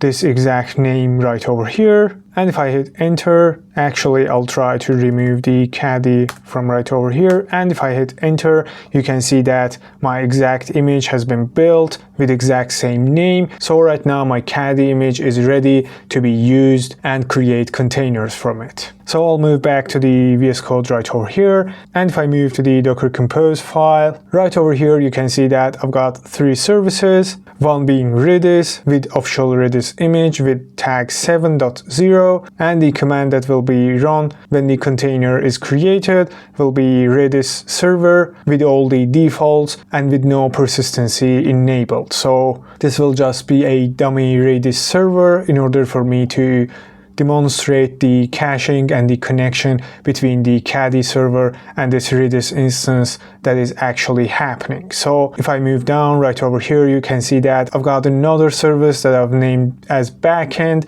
and I'm using an echo server that I can actually make requests, and it'll respond with exact detail of the request that it received back to the client that initially made the request. So this is just a demo example in order to show that the caching is actually happening in the Caddy server, but in the real world the whole steps will be the same, and instead of this dummy echo server, you will actually replace your microservices behind this Caddy as a reverse proxy. So I'll move down, and right over here you can see that I have a Caddy service with the image that we just built, and by using the environment variables and by passing time zone, I am actually able to set the time zone of the container that will be created that will actually have my Caddy server inside it. So right over here I've got the port section that I'm mapping port 80 and 443 to exact same ports inside the container. So as a result, I'll be able to actually make requests to the host machine's IP address that will be actually running the Caddy container. And by hitting these 2 ports, I'll be able to actually communicate with the Caddy server that I'll later configure to listen on this exact same ports inside the container from the outside network. So lastly, right over here on the volume section, I'm mapping the ./Caddyfile to inside the container in order to tell the Caddy to initially configure itself when it is coming up, and the ./data and ./config directory to /data and /config inside the container. So actually the Caddy server inside the container will use these 2 directories in order to store its data and all the configurations that it will create in the process. So lastly, if I move to the Caddyfile, right over here, you can see that on the global section, I'm actually defining some configurations. Like for example, I'm setting the automatic redirect from HTTP to HTTPS protocol to off. So as a result, the clients will actually be able to make requests also using the HTTP protocol. So right over here, by defining the cache directive, I'm actually able to define my global cache configurations, which I actually made use of these directives that are listed right over here on the official GitHub repository. And as you can see, we've got multiple directives that we can actually configure based on our use cases to actually handle the caching on Caddy level. So like for example, we can have the allowed methods to actually tell the Caddy to cache only those specific methods, and we can set the stale and TTL time in order for our cached data to be valid, and many more configurations that I recommend to actually read through the official documentations, which also you'll find the link down in the description section right over here. And if I move down over here, you can see that I'm configuring the Caddy to actually listen on the exact same ports that I defined on the Docker Compose file. And right over here, I'm firstly defining the cache and setting its storage to Redis, passing the URL as Redis on the default port for the Redis. So actually this Redis right over here is the service name that I defined on the Docker Compose file. And because the Caddy and Redis containers will be created by using the same Docker Compose file, they'll actually be able to call each other through their service names. And for your use cases that you might not actually have your two services on the same Docker Compose file, either you can actually create Docker networks to actually manually attach these two containers to that same network. So as a result, you can also use the service names, or actually you can use the host machine's IP address if you map the exact ports in your Docker Compose files, and by using the IP address of the host machine instead of this name right over here, you can also define the network address for your Redis service. So if I move down right over here, we've got the key directive, and right over here by using the headers, I can actually tell the caching module to also add these headers to that caching key. So as a result, the requests having these headers will also be cached, and you can actually configure all these based on your use cases. So I'll move down right over here, and I've got a simple handle directive that is actually handling the requests to the /API, and inside this I've got a simple reverse proxy to the backend on port 80, which is again the Docker Compose service name of the Echo server. So right now I've got all my files prepared to actually spin up my containers and to test all this setup. So I'll move to the terminal. Right over here I'll say Docker Compose op-d, and as a result you can see that my 3 containers have been created, plus a network attaching all 3 containers to that exact network. So if I say Docker Compose ps, you can see that all my containers are up and running with exact same ports mapped to inside those containers. And by saying Docker Compose logs -f to follow the logs, and --tail 100 to grab the latest 100 lines of the output logs of these containers. And as you can see right over here, things are looking good, and I should actually be able to make requests to the Caddy server. So I'll use another terminal in order to make requests using curl, and I'll pass the HTTP, the address of the machine that holds my Caddy server on port 80 and on /API. So right now I'll hit enter, and you can see that I'm actually receiving the responses from the Echo server. And if I go back to the logs, you can see that the relevant log has been outputted from the backend server. And if I try to make another request, and you can see how many requests I make, there is only 2 logs right over here because the relevant TTL for this key with exact same request has not been expired, and the Caddy is actually returning the response from the cache backend. So again, if I wait until the TTL is finished and try to make another request, you can see that again the cache is invalidated, and the request is also proxied to the backend server. For the next requests, again the response is coming back from the Caddy server. I'll hit Ctrl+C to exit out of the logs, and I'll try to remove the container for the Echo server. So I'll say docker rm -f And before I hit enter, I'll actually try to make another request so the response is cached in the cache backend, and I'll try to remove the echo server. And if I hit docker compose ps, you can see that I no longer have my echo server. So I'll try to make another request, and you can see that even if my backend server is down and the relevant container is removed, I'm actually receiving the response from the Caddy itself. So I'll wait a little bit longer in order for the cache to be invalidated and try to make some more requests to see how the Caddy is reacting. So right now, if I use the curl to make another request, you can see that I'm getting 502 because the proxy upstream server is not reachable by the Caddy server itself. Also, as the last thing, I'll say docker compose up-d so that my echo server is up and running. And if I say docker exec-it, and I'll pass Redis container name, and I say bash at the end in order to actually run a bash session inside this Redis container. So if I say Redis CLI, I'll actually create a Redis connection inside the Redis container, and by saying keys star, I can actually see all the keys that are stored in this Redis server, and I'll say flush all to actually remove all the key values, and again I'll say keys star, and you can see that the Redis has been cleared out.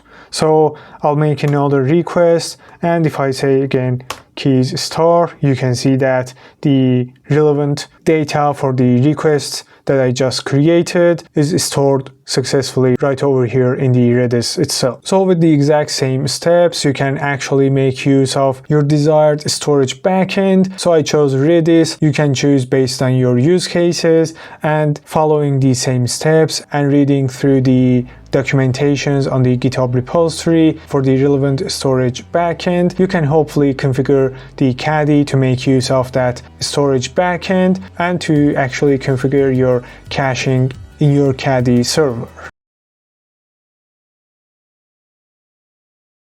So suppose in situations like you want to respond statically for some requests on some exact paths, or like for example you are doing some maintenance or upgrading your backend services or backend infrastructure and things like that. In these kind of conditions, you want to actually respond with your custom data and mock responses, like for example respond with some HTML or respond with some JSON or some simple text directly from your Caddy server without being proxied to anywhere or without using any kind of file servers or anything like that. So good news, because Caddy has a response directive that actually can handle all this, and actually you can use this directive to respond with a simple text or with an HTML with relative content type header, or maybe with a JSON again with its relative content type header. So we're going to see all this, and as you can see right over here, I'm in the official documentation page for the response directive, and right over here you can see the syntax in order to make use of this directive. So you can set things like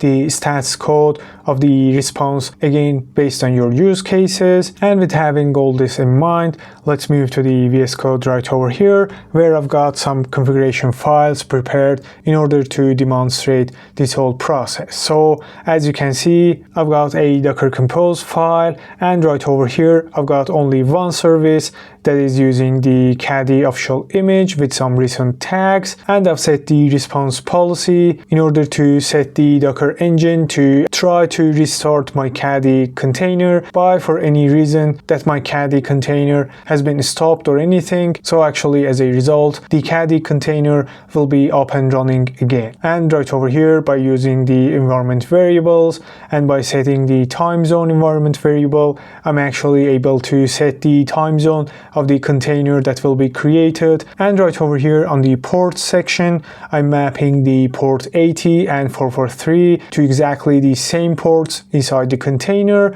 So as a result, I as the client will be able to make requests to the host machine that will actually have the Caddy container running inside that and use it its IP address in order to communicate with these two given ports, and later I'll actually try to configure the Caddy to listen to exactly the same ports. And right over here I've got the volume sections that I'm mapping the Caddy file to this exact address inside the container. So basically the Caddy initially when coming up will look for this exact file in order to initially configure itself with. And lastly, I've got the ./data and config directory mapped to /data and /config directory inside the container. And actually by doing this, I'm persisting the data and all the configurations that Caddy might create along with the process. So next, if I move to the Caddyfile right over here, on the global section right over here, you can see that I'm turning off the automatic redirect from HTTP to HTTPS. So I'll be able to make requests using the HTTP protocol also. And right over here, you can see that I am configuring the Caddy to listen to exact same ports that I defined in the Docker Compose file. So if I move down right over here, you can see that I've got a handle directive that is handling /404. And by using the respond, I'm actually responding with a simple text and setting the stats code to the 404, which stands for not found. If I move down right over here, you can see that I've got another handle directive to /custom header, and actually you can see that I'm adding up a header to the response that will be sent back to the client, and again responding with some static text, but this time with 200 stats code, which stands for OK. Next, over here you can see that I've got another handle directive for /JSON, and actually I'm setting the content type to application/JSON and responding with a simple JSON and passing in whatever data that I want to respond statically back to my clients. Again, lastly, right over here, I'm setting the stats code for the responses. And lastly, right over here, I've got another handle block for /HTML, and again, by using the header directive, I'm setting the content type to text/HTML, and again responding with some static HTML back to the client, again setting the stats code to 200. So right now my Caddy file is ready, and I'll actually move to the terminal and I'll hit ls to make sure I'm in the exact same directory that I have all my configuration files. And if I hit docker compose up-d, my Caddy container will be created. And if I say docker compose ps, I can see that my Caddy server is up and running with the exact same ports mapped to the inside of the container. So I'll say docker compose logs-f to follow --tail 100 to grab the latest 100 lines, and right over here I can see that things are looking good, and I'll hit Ctrl+C to exit out of the logs, and by using curl I'll pass localhost, and I'll try to pass the paths that I defined in my Caddy file. So I'll say 404, I'll hit enter, and you can see that I'm responding with the exact same text that I defined right over here in my Caddy file with the exact same stats code as we can see right over here. So again, I'll try to make another request for custom header. I'll hit enter, and you can see that this time my response actually includes my custom header that I configured in my Caddy file also. Again, if I make another request to /JSON, I'll hit enter, and you can see that the exact JSON that I defined in my Caddy file is being returned with the content type header set to application JSON. And lastly, I'll try to make another request to the /HTML. I'll hit enter, and you can see that the content type this time is set to text/HTML with the exact HTML that I defined in my Caddy file. So I hope you get the whole idea, and by following this exact same step, you can actually turn off the reverse proxies to your upstream servers, and by using a simple respond directive, you can actually respond with your custom responses to all your clients' requests. So the good thing is that you can configure all this in your Caddy server, and you don't actually need some external services, some external files to actually handle all this process. So as you can see, I'm in the official documentations for the basic authentication directive. Right over here, you can see some explanation about how this directive works, and right over here we have the syntax of how we can actually integrate it in our Caddyfile. So with having all this in mind, I'm going to move to the VS Code right over here, and as you can see, I've got some configuration files prepared already to demonstrate this directive in Caddy. So actually I'll put all these configuration files in my GitHub repository, for which you can find the relevant link down in the description section of this video. So if you want to follow along, you can actually clone this repo and have all these configuration files on your system. So moving right over here, you can see that I've got a Docker Compose file that actually has two services in it, one being the backend, which is an echo server that will actually echo the details of whatever request that it receives back to the client. So moving next, right over here, you can see that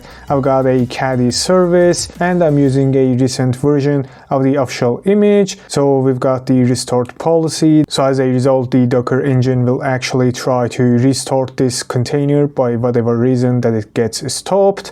And over here on the environment variable section, by passing the TZ environment variable, I'm actually able to define the time zone inside the container that will be created for this service.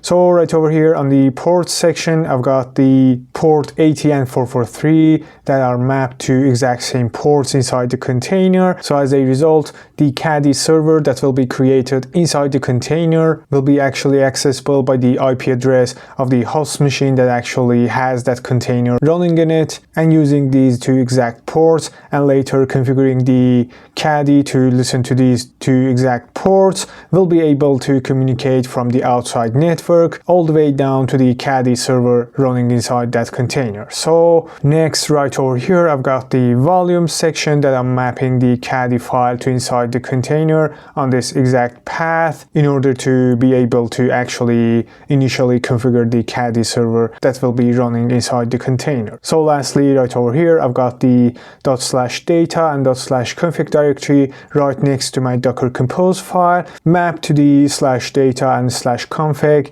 inside the container. So actually these are the two directories that the Caddy will try to use in order to store its data and any configuration that it will be creating on the process. So next I'll move to the Caddyfile right over here, and you can see that on the global section I'm actually passing the automatic redirect from HTTP to HTTPS to off, and right over here I'm actually configuring the Caddy to listen to exact same ports that I exposed on the Docker Compose file. And right over here I've got a handle directive for /API/star, and actually it is a simple reverse proxy to the backend service with this exact name, which is exactly the same name that we gave to the echo server also in the Docker Compose file. So the reason that the Caddy server will be able to call the echo server through its Docker Compose name is because they will be actually created by the same Docker Compose file. So in your use case, if your Caddy server and your upstream servers are on different networks or on different hosts, you can simply pass the local DNS name or directly your upstream server's IP addresses right over here. So moving down, you can see that by using the basic underline auth directive that we just saw in the official documentations and passing the /API/Bob/star, I'm actually configuring a basic authentication on this exact path, and actually by passing the username and password, I'm actually defining the credentials that the users can pass to this exact path in order to be able to make requests to this exact path. So down right over here, I'm doing the exact same thing, but for the alias user. So as you can see, the passwords are in a hash mode, so I'll demonstrate how we can actually create these hashed passwords. So I'll move into the terminal, and right over here I'll hit ls to make sure I'm in the exact same path that I've got my configuration files, and actually by passing the htpassword command and providing it with my username and password, I'll actually be able to create my hashed password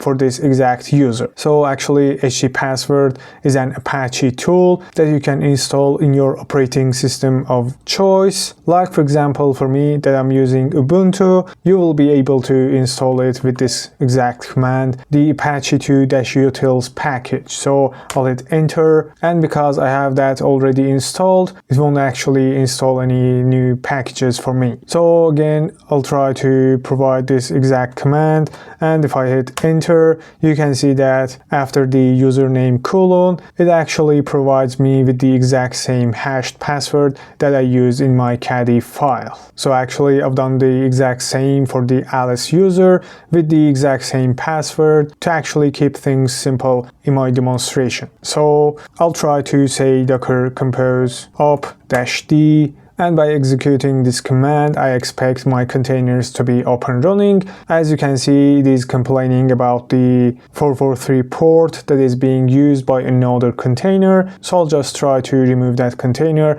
and come back in a moment. So now that I removed the container that was using that port, I'll be able to say docker compose up-d again. And as I expect, my both containers have started. So again, by saying docker compose ps, I'll be able to make sure that both my containers are up and running, as we can see on the status column. Also, if I say docker compose logs -f to follow the logs and --tail 100 to grab the latest 100 lines of the output of these two containers, and as I can see, things are looking good, and right now I should be able to make requests to this Caddy server.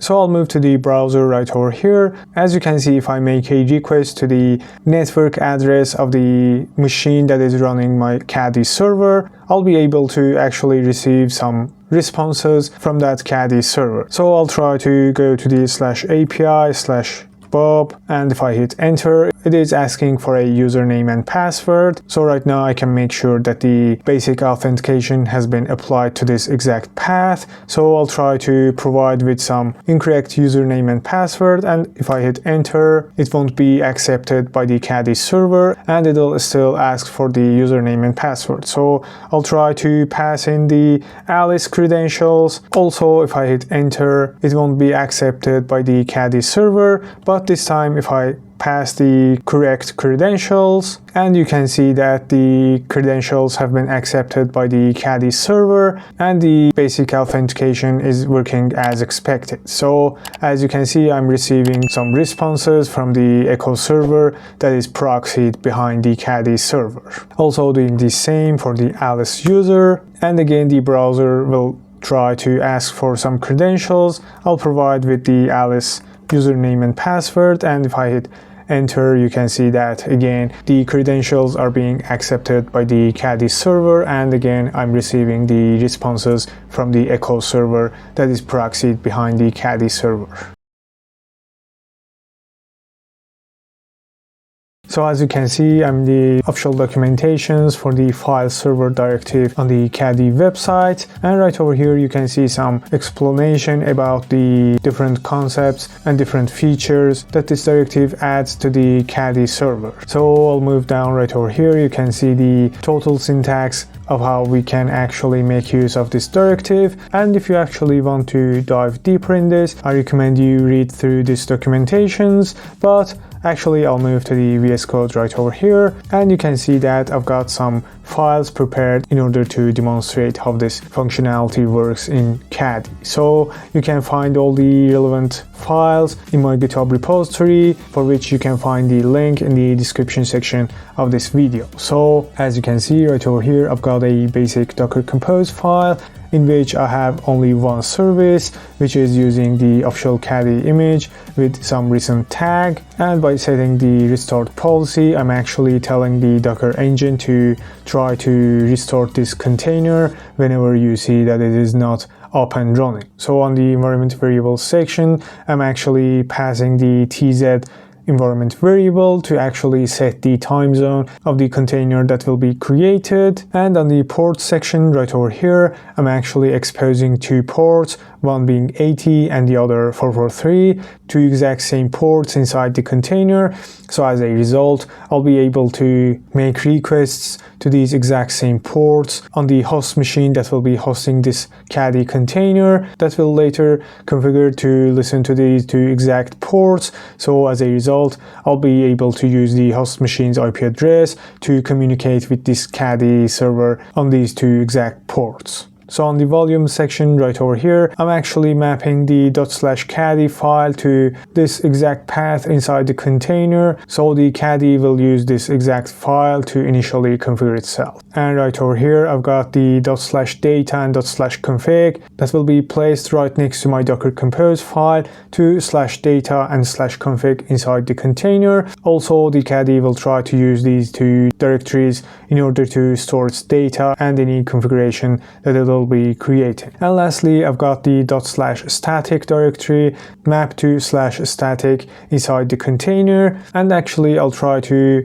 serve this ./static directory right next to my Docker Compose file as a file server, and actually I'll be expecting to share some files through HTTP or HTTPS protocol to my users. So if I move to the Caddyfile, right over here you can see that I'm setting the automatic redirect from HTTP to HTTPS protocol to off, and right over here I'm actually defining the two ports that I'm expecting the Caddyfile to be listening on these two exact ports. So if I move down right over here, I'll actually skip to the handle path part for now. So as you can see, I've got a handle path directive that is handling the /static/star, and by setting the encode directive, I'm actually defining these two methods to actually try to compress my files. Next, by passing the templates directive, I'm actually telling the Caddy to try to use the Go templates whenever, like for example, I'm using some HTML files and I'm using some placeholders in my HTML file, and by using some predefined templates, I'll actually be able to return some dynamic HTML. So by using root, I'm actually setting the exact path for the Caddy to try to look for the files. So as we saw in the Docker Compose file, I mapped the ./static directory to /static inside the container. So this is exactly the same directory that will be as the root directory of my file server. And lastly, right over here, I'm using the file server directive and enabling the browse functionality. So as a result, the clients will be able to browse through the directories back and forth inside the /static directory. And also I'm using the hide directive to actually hide whatever files that are named as secret. So as a result, the client won't be able to see these exact files with these exact names through this file server. So I'll move up right over here. You can see that by using the basic auth directive, I've actually tried to enable the basic authentication on the /static/bob and /static/alice. So on the section related to enabling basic authentication in Caddy, I explained with more detail. So if you're wondering how all this basic authentication works in Caddy and how to configure it based on your use cases, you can actually give a visit to that section of my Caddy tutorial. So by passing the Bob as user and its hashed password, I'm actually enabling the basic authentication with this exact credential right over here, and actually I'm using the exact same for the /alice, providing it with its credentials. So the thing that I'll expect from the Caddy is that whenever the clients make a request to the /static, I want the Caddy to try to serve the /static directory as a file server, but whenever the clients make requests to the /bob and /alice, I want the Caddy to actually ask for the credentials for that exact path. So right over here on the static directory, you can see that I've got a directory for the Alice user with a dummy file inside it, and exactly same for the Bob user. And actually I've got a HTML directory that actually has an HTML file inside that, in which I've actually tried to use the Go templating, which will be understood by the Caddy server. And outside this, I have a file.txt and a file with the exact name that I use in the Caddyfile to actually hide from the clients. So I'll try to move to the terminal. Right over here, I'll hit ls to make sure I'm in the exact same directory that I have my config files and the static directory. And if I say docker compose up-d, I'll actually expect my Caddy container to be created. And if I say docker compose ps, I can make sure that my container is up and running with the exact ports mapped to inside the container. So I'll say docker compose logs -f and --tail 100 to actually grab the latest 100 lines of the output of the Caddy container. And as I can see, things are looking good. And right now I should be able to make requests to the Caddy server on the /static path to actually make use of this file server. So I'll try to move to the browser right over here. If I make requests to the exact address of the host machine that is running my Caddy container on port 80, I'm actually able to receive some responses from that. And if I go ahead and move to the /static path, you can see that Caddy is responding with a browsable web interface. So me as the client will be able to move through the files and directories of this file server. So if I move into the HTML directory, as you can see, the response from is being sent back to me. And if I try to reload, you can see that the time is changing according to the time of me making requests to the Caddy server. So I'll move back and you can see that the Caddy is not showing the secret file because I tried to hide it in the Caddyfile. So if I try to move inside the Bob directory, you can see that the browser is actually prompting for a username and password. And if I pass some incorrect credentials, I'll hit enter. As I expect, the Caddy server won't accept that on the /bob path because I've configured the /bob with its related credentials. So I'll say Bob and pass in the correct password. I'll hit enter and you can see that I'm also able to see through the files and directories inside the Bob directory. So I'll move up and do the exact same for the Alice. And again, I'll pass the credentials for the Alice user and I'll hit enter. Again, you can see that I am also able to see through the Alice directory. So with all the configurations and all the cool features that we learn about Caddy, we can mix all these directives and actually try to configure Caddy as our desired state. So as you can see in this picture, as always, we've got our clients making requests to our backend services through our API gateway, which in this case will be our Caddy server. So actually you can see that when sending the requests, clients will actually send an API key. So the requests will be initially received by the Caddy server. It will check in its defined API keys. It can be a list configured internally or an external service that will be handling our API key validations and actually letting Caddy know if it's supposed to actually proxy the request to the backend services or send some responses back to the client with some defined status codes like 403 or 401 or things like that. So in this video, we're going to actually implement the internal list of the API keys that are allowed to make requests to our backend services, but using features like forward auth that comes out of the box with Caddy server itself. You can actually implement the external API key authentication server also. So now that we have a total overview of the thing that we're going to implement, I'll actually move to the VS Code. Right over here, you can see that I've got some configuration files prepared to demonstrate this whole thing. And actually, I'll put all these files in my GitHub repository, for which you can find the relevant link down in the description section of this video. So as you can see, I've got a Docker Compose file. Right over here, I've got two services. One I've named backend, which is an echo server that actually echoes back whatever request that it receives. And next, right over here, I've got the Caddy server, which is using the Caddy's official image with some recent tags. And I've set the restored policy to actually let the Docker engine know when this container gets stopped by any reason. The Docker engine will actually try try to restart this container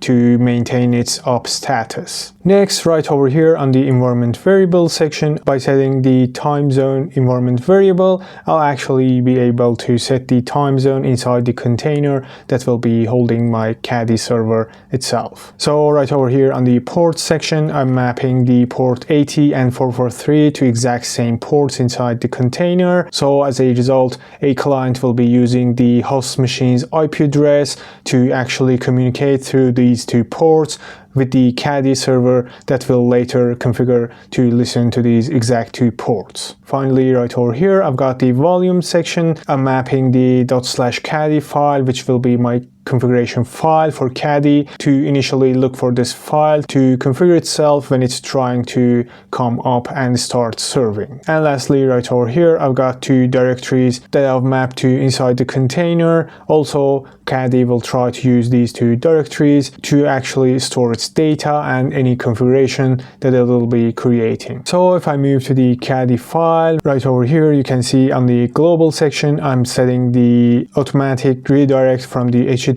to HTTPS to off. So as a result, I'll be able to make requests to the HTTP port also. So next, right over here, you can see that I'm configuring the Caddy to listen to exact same ports that I mapped on my Docker Compose file. And if I move down right over here, you can see that I've got a handle directive that is actually listening to /API/star.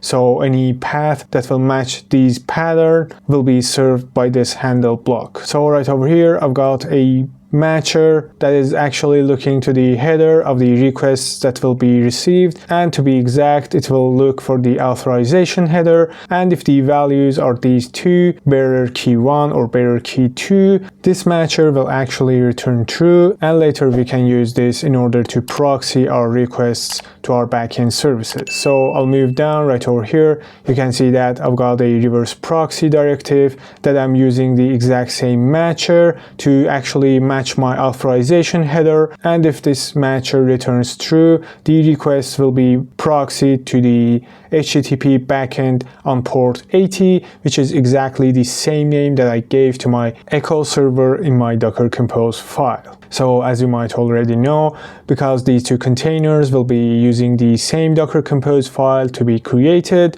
they will actually be sharing the same network, and as a result, they will be able to call each other through their service names in the Docker Compose file. Also, using the header up directive, I'm actually setting a header to the requests that will be sent from the Caddy to the backend server, and I'm setting the host header with some value right over here. So until now, we should be able to actually allow the requests that are using these two API keys and implement the reverse proxy as our desired state. So for the requests that are actually not having these two API keys in their headers on the authorization header actually, so again we can actually match those requests using the not directive, and again checking the headers, the authorization header with the exact same values. So using this matcher will actually match all the requests that are not having these two API keys in their requests headers. So lastly, right over here, using the respond directive,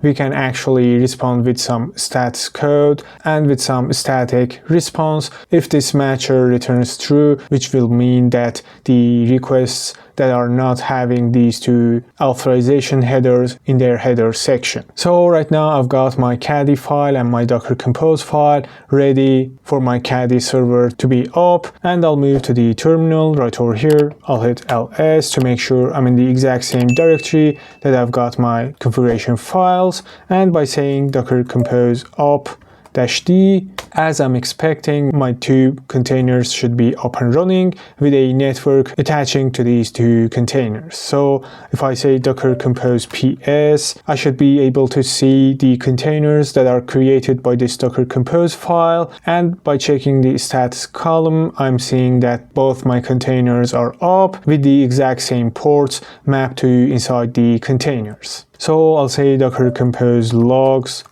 -f to follow the logs, and --tail 100 to actually grab the latest 100 lines of the outputted logs of these two containers. So I'll hit enter, and as I can see, things are looking good, and right now I should be able to actually make requests to the Caddy server. So using another terminal, I'll try to make requests using curl. So I'll say curl and provide with the address of the machine that is actually hosting my Caddy container, and I'll provide /API, and if I hit enter, I should be able to see the exact stats code that I defined in the Caddyfile for the requests that does not have the authorization headers with my defined values. So again, by using the curl, I'll try to set an header, which will be the authorization header, and I'll set it to bearer key 1, which is again the same key that I defined in my Caddyfile. So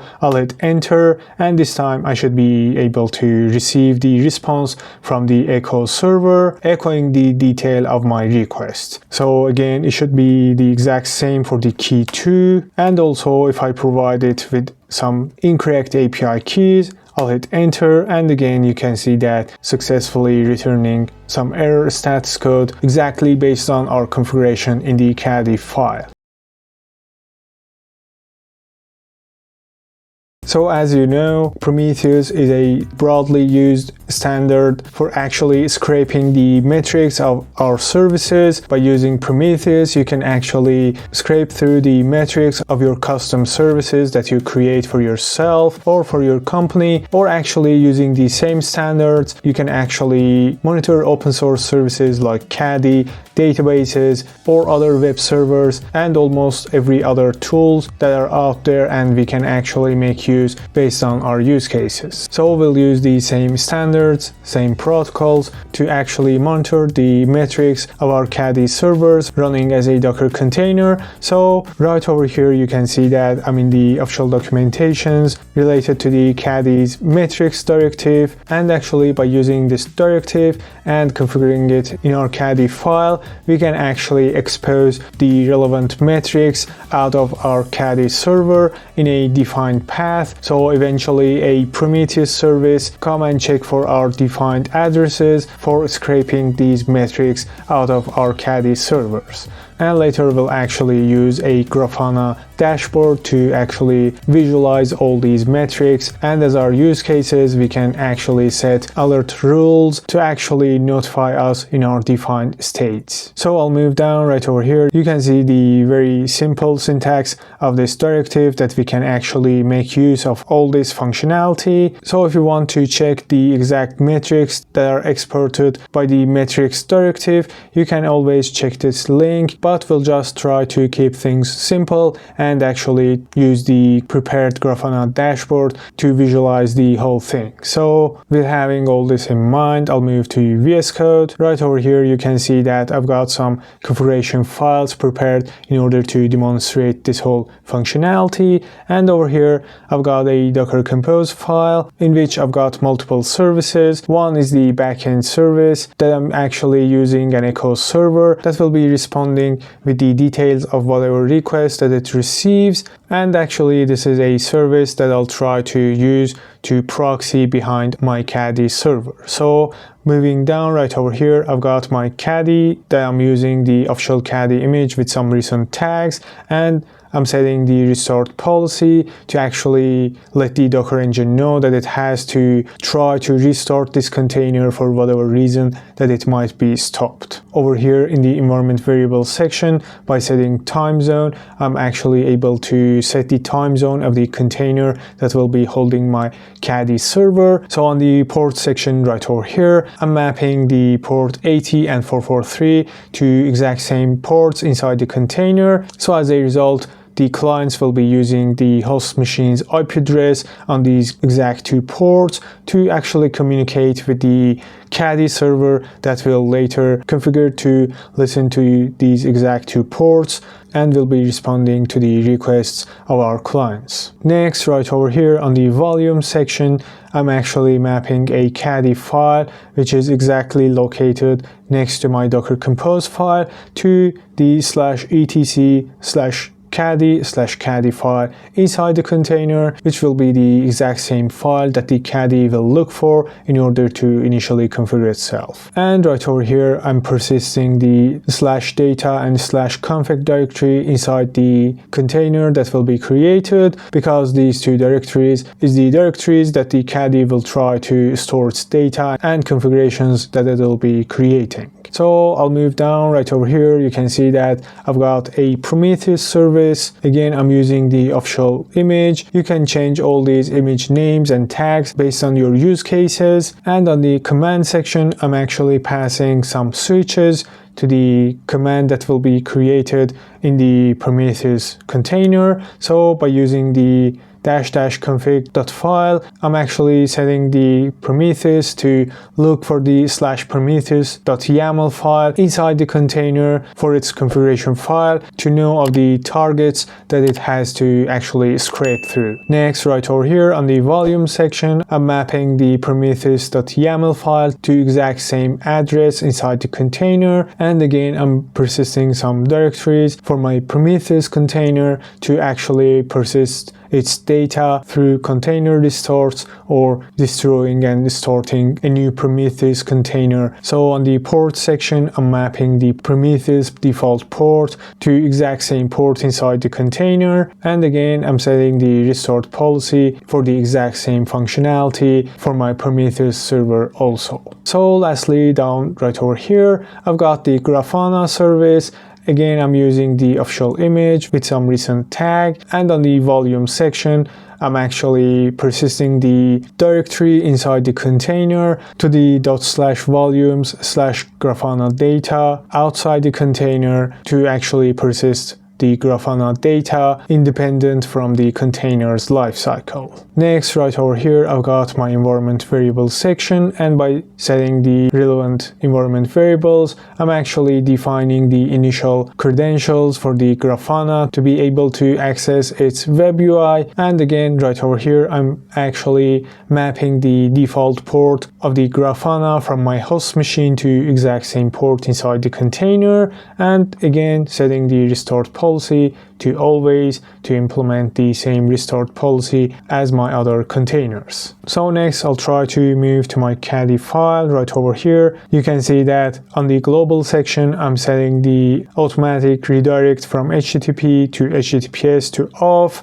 and also I'm using the exact same syntax that we just saw on the official documentation to actually enable the metrics globally. And I'll move down right over here. You can see that I'm defining my Caddy server to listen to exact same ports that I mapped in my Docker Compose file. And right over here, you can see that I've got a handle directive that is actually matching the /metrics path. And by using the metrics directive, I'm actually telling the Caddy server to export its metrics on the /metrics path. So next, right over here, I've got another handle directive that is actually matching the /API/star pattern, and it is a reverse proxy to the backend on port 80. So this backend is the exact same name that I gave to my Echo server in the Docker Compose file. Because these two containers will be created using the same Docker Compose file and actually sharing the same network among them, they will eventually be able to call each other through their service names in the Docker Compose file. So next, I've got a Prometheus.yaml file right over here, and by setting a job for the /metrics of the target Caddy, and again this Caddy is the exact same name that I gave for my Caddy server in my Docker Compose file. If you are using some external Prometheus server that is not included in your Docker Compose file, instead of this Caddy right over here, you should be able to actually provide its IP port or fully qualified domain name and any other addresses that is actually accessible by this Prometheus container that will be created. So with having all this, I'll move to the terminal. I'll hit ls to make sure I'm in the exact same directory that I've got my configuration files. So by using the makedir command, I'll try to actually create the volumes directory next to my Docker Compose file. So I'll hit enter, and by saying chmod -r, I'll provide 777 and I'll pass the volumes directory. So I'll hit ls-la and you can see that the volumes directory is set to read, write, execute by the owner, the group, and all other users recursively to the all other files and directories inside the volumes directory. By doing so, we're actually preventing the permission errors that will be outputted from the Prometheus and Grafana containers, and by setting this permission on the volumes directory, we actually make these directories to be able to read, write, and execute to all the directories and files inside this exact directory. So right now, by saying docker compose up-d, I'm actually expecting my 4 containers to be up and running with a network created and attached to all these containers. So right now, if I say docker compose ps, I should be able to see the up in the status column for all my 4 containers. Also, I can check that my defined ports are successfully mapped to each of these containers. So I'll say docker compose logs -f to follow the logs and --tail 100 to grab the latest 100 lines of the outputted logs of these 4 containers. And as I can see, things are looking good and I should be able to actually make requests to my Caddy server. So I'll move to the browser right over here by providing the address of the machine that is holding my 4 containers, and I'll actually try to go to /API/ and you can see that the request is proxy to my Echo server and the response is coming back through my Caddy server. So again, if I try to access the /metrics, as you can see right over here, I've got a lot of metrics that are exported using the metrics directive, and actually each of these has a meaning for Prometheus, and later we can use these metrics to actually create our custom visualizations and custom dashboards, or actually I'll try to use a already available dashboard as a JSON file to import to my Grafana web UI. So next I'll try to access the address of my machine on the Prometheus port. Actually, if I go to the status on the target health section, you can see that I've got the Caddy/metrics that is with status up, so I can make sure that my Prometheus server is successfully connected to my Caddy server on the /metrics path, and actually it is successfully scraping through all those metrics that are exported on this exact path. So next I'll try to go to the port 3000 of the exact same address. So as a result, I should be able to access the Grafana web UI, and providing the username and password that I set as the initial credentials for my Grafana service, I'll hit enter, and it is actually requiring me to change my password. So I'll try to provide another password which is exactly the same password. So right now, as you can see, I'm in the web interface of my Grafana server, and first thing I'll try to do is move to the connections section right over here, and I'll try to add a new connection. I'll try to search for the Prometheus, and I'll choose the Prometheus from right over here. And actually I'm trying to define the connection from the Grafana server to my Prometheus server to use it as a data source. So I'll click this add new data source right over here, and I'll provide a name and address of my Prometheus server. So I'll say Prometheus on port 9090, and again, as you can see, I'm able to actually use the service name of the Prometheus service in the Docker Compose file because of that shared network stuff. So I'll skip these parts and I'll move down right over here. I'll hit the save and test button, so I can see that the connection is successfully made from my Grafana server to my Prometheus server. That actually is scraping the metrics from my Caddy server and holds metrics data in it. So next I'll try to move to the dashboards section right over here, and by hitting the new button right over here, I'll try to import a dashboard, and right over here on this very link you can find a Caddy monitoring dashboard that you can use the download button right over here to actually download the JSON file, or copy the ID of this dashboard and paste it in your import section of your Grafana web interface. So actually I downloaded the JSON file and I'll move back to my Grafana right over here. So this is exactly the same place that you can actually paste your dashboard ID, or like me, I copy and pasted the content of the JSON file that I just downloaded, and by hitting the load button right over here, I can set the name for the dashboard that I'm importing and choose the folder for this dashboard to be resided in, and right over here I'll try to choose the Prometheus as my Prometheus data source.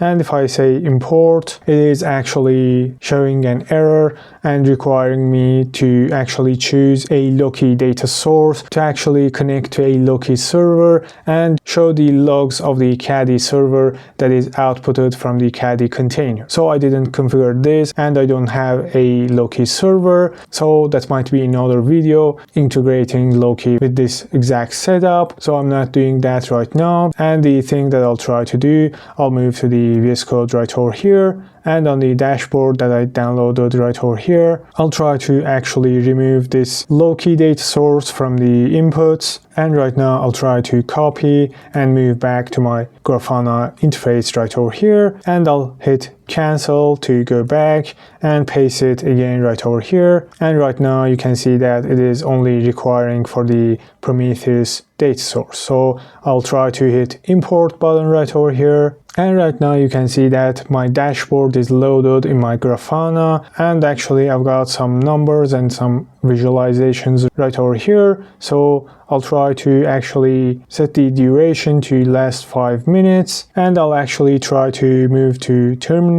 In another terminal right over here, I'll try to actually make some requests to my Caddy server. I use curl, provide with the machine's address, and I'll provide API. So I'll use watch command to actually execute this curl command each second. So I'll hit enter and I'll try to move back to the Grafana interface right over here. I'll try to refresh, and as you can see, I've got some data appearing right over here and all other things that will be evaluated and be showing right over here in each of these visualizations in this prepared dashboard.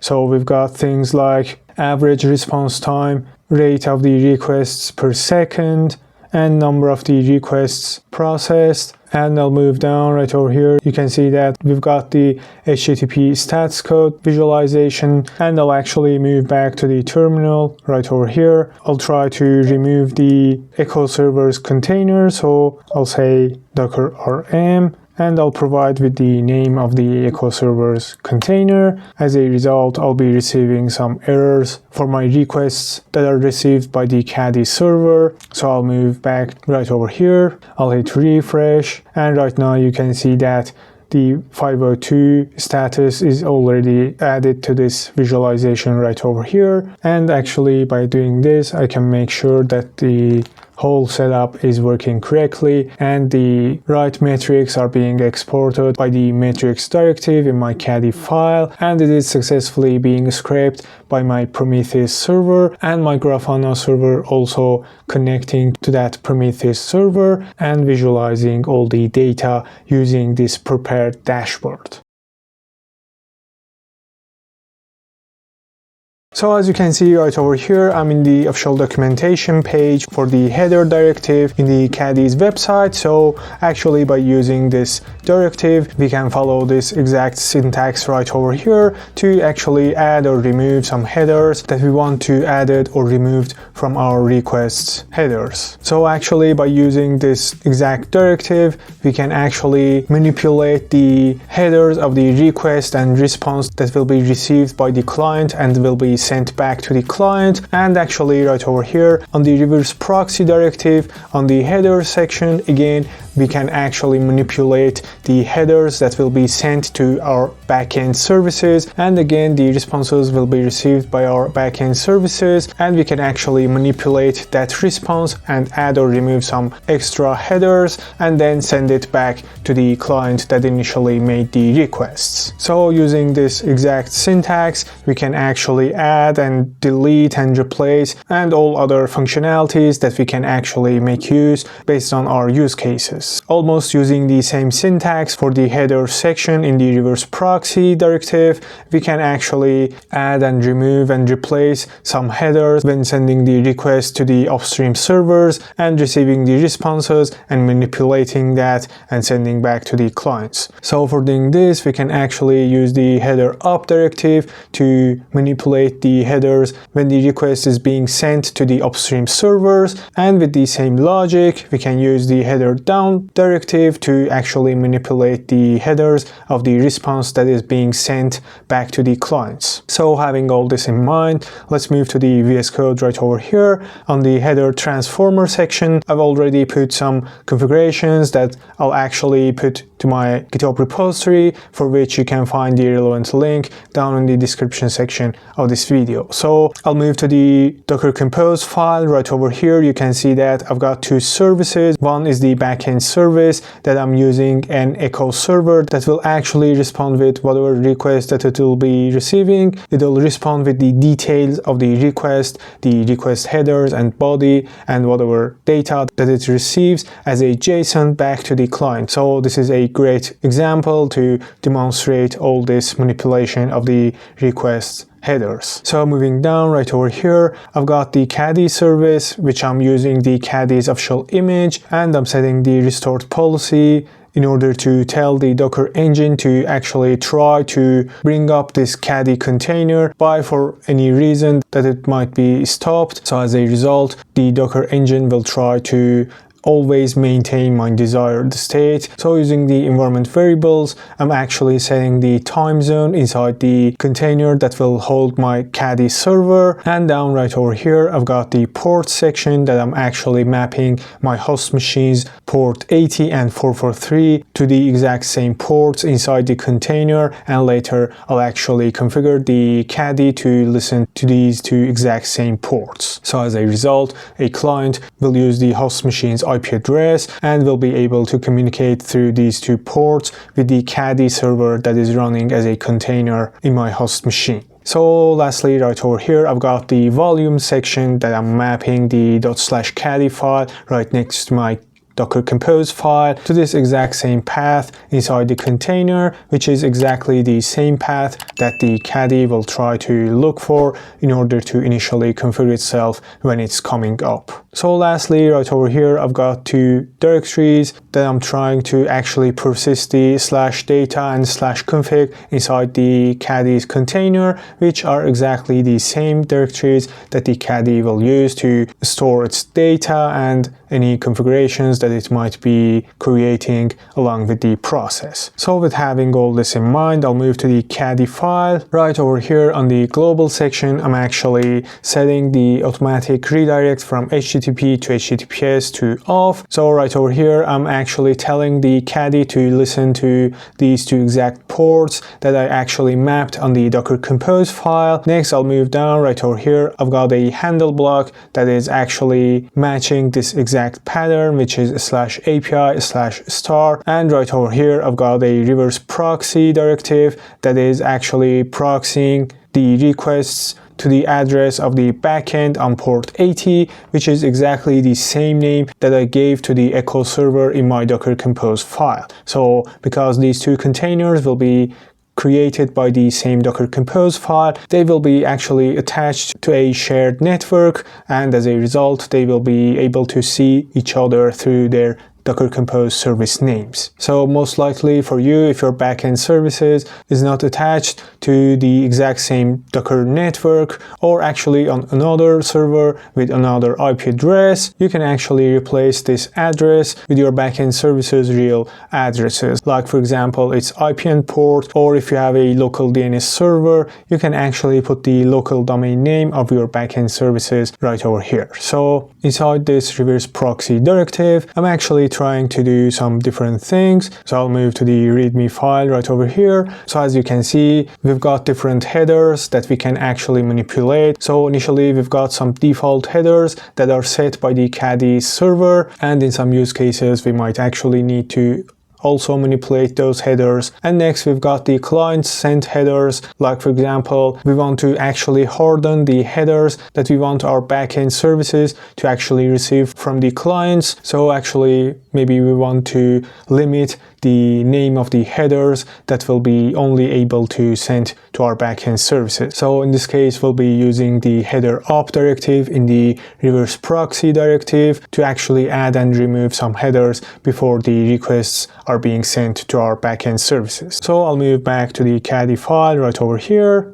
And as you can see, by using the header up directive, I'm actually trying to add a header to the request that will be sent from my Caddy server to my backend server. So again, using the same directive, and by putting the minus sign right before the headers, I will be able to actually remove the headers that may be sent by the clients, and actually I don't want those headers to be received by my backend services. So using the exact same directive, we can actually ignore whatever the value of the headers that are being sent by our clients and actually replace whatever their value is by our desired values, again before sending it to our backend services.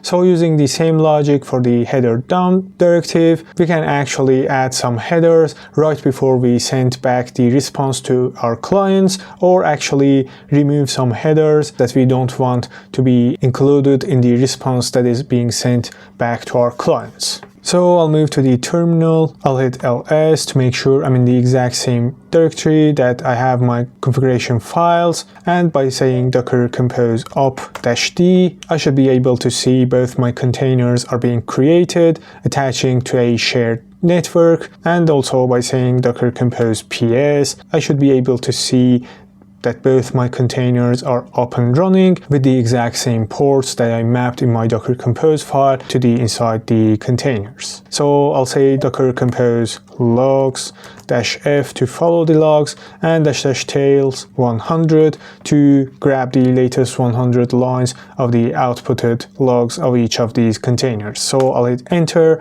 and right over here I can see that things are looking good, and I should be able to make my requests to this Caddy server that will be proxying my requests to the echo server. So I'll move to another terminal, and by using curl I should be able to make some requests and receive some responses from the Caddy server. So I'll provide the address of the machine that is holding my Caddy server. I'll say /API, and if I hit enter, I should be able to see some headers. So as I can see, I've got some headers that are being added by the Caddy server when the response is being sent back to the client. So as you can see, I've got the proxy added down header, which actually I've added right over here with this exact same value. So next, right over here, this is the exact details of the request that is received by the echo server, and if I look through the headers right over here, we should be able to see the headers that are being added by our Caddy server, even if we don't actually add it when we try to make the requests. So I'll try to make another request, again using curl. By setting the -h, I should be able to add some headers to the request that will be sent to my Caddy server. So as you can see right over here, I'm setting the client header to some value, and the client header persisted again to some defined value right over here. And if I hit enter, as you can see, the request that is being received by the echo server that is proxied behind the Caddy server. So as you can see, the Caddy server has changed the value of one of the headers that I set in my request, and that is because I'm actually setting the value of this exact header in my Caddyfile to this new value right over here. So actually the echo server shouldn't be able to see this client header, and if we go back and check right over here, there is no client header being sent to the echo server proxy behind the Caddy server. So this is the steps that we can actually manipulate the headers before being sent to our backend services, and also the headers of the responses before being sent back to the clients. So lastly, right over here, you can see we've got some predefined headers that are being set by default by our Caddy server, and like for example the server header, for many reasons we might actually try to change this value or actually remove this header because maybe we don't want the client to know what reverse proxy tool that we're actually using. So if you remember, as I mentioned, we can actually use the header directive to manipulate the requests and responses headers apart from the reverse proxy directive. So I'll move back to the other terminal right over here. I'll hit Ctrl+C and try to nano my Caddyfile and actually remove this comment right over here. And as you can see, by using the header directive inside the handle path directive for all the requests that will be sent to the /API, I'm actually trying to change the server header with my whatever value that I desire to be included in the responses that will be sent back to my clients. So I'll try to save this file and exit out of the nano, and by saying docker compose down and docker compose up -d again, so my currently running container will be destroyed and a new Caddy server with new configuration file will be up and running. So if I go back to the other terminal right over here and I'll try to make another request, and as you can see, the server's value, which is some headers that are being added by Caddy server by default, I'm actually able to change the value of this header also. So by default, Caddy is not supporting this, and actually there's an external module that we can add to our custom instance of Caddy server to actually be able to use this module and add a header that will have some unique value for exact requests and responses that will be sent back to our clients. So as you can see, I'm in the GitHub repository for the Caddy request ID module, and if I move down, you can see the syntax of how we can actually make use of this external module. So initially, the thing that we have to do is to build our own custom image of Caddy server that will have the Caddy server in itself, plus this module added to its list of modules. So first thing, I'll move to VS Code right over here, where I've got my configuration files prepared in order to demonstrate this whole thing. And as you can see, I have a Docker file in which I'm using the Caddy's builder image as my base image, and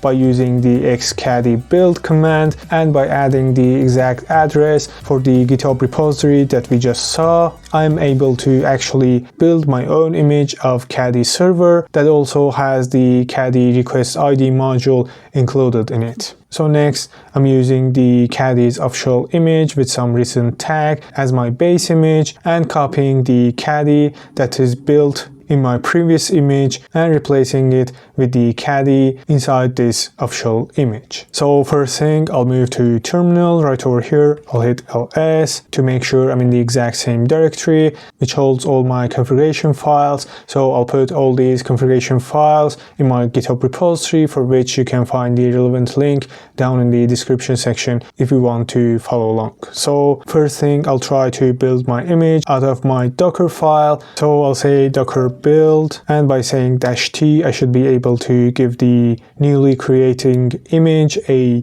name and a tag. So I'll say Caddy with the exact same tag that I am using as my base image, and I'll put a -request ID at the end, so later I will know that this exact image is actually including the request ID module inside it. So I'll put the dot as the context for my Docker file, and lastly I'll hit enter to let the Docker do its things and actually go ahead and build my image with my desired modules included in it. So I'll give this time and come back whenever it's finished. So as you can see, my image is built, and right now I should be able to create containers out of this newly created image, and I'll try to nano the Docker Compose file. Right over here you can see that I've got a backend service that is actually an echo server that will be responding with the detail of whatever request that it will be receiving. So next, right over here, I've got my Caddy service that is using the same image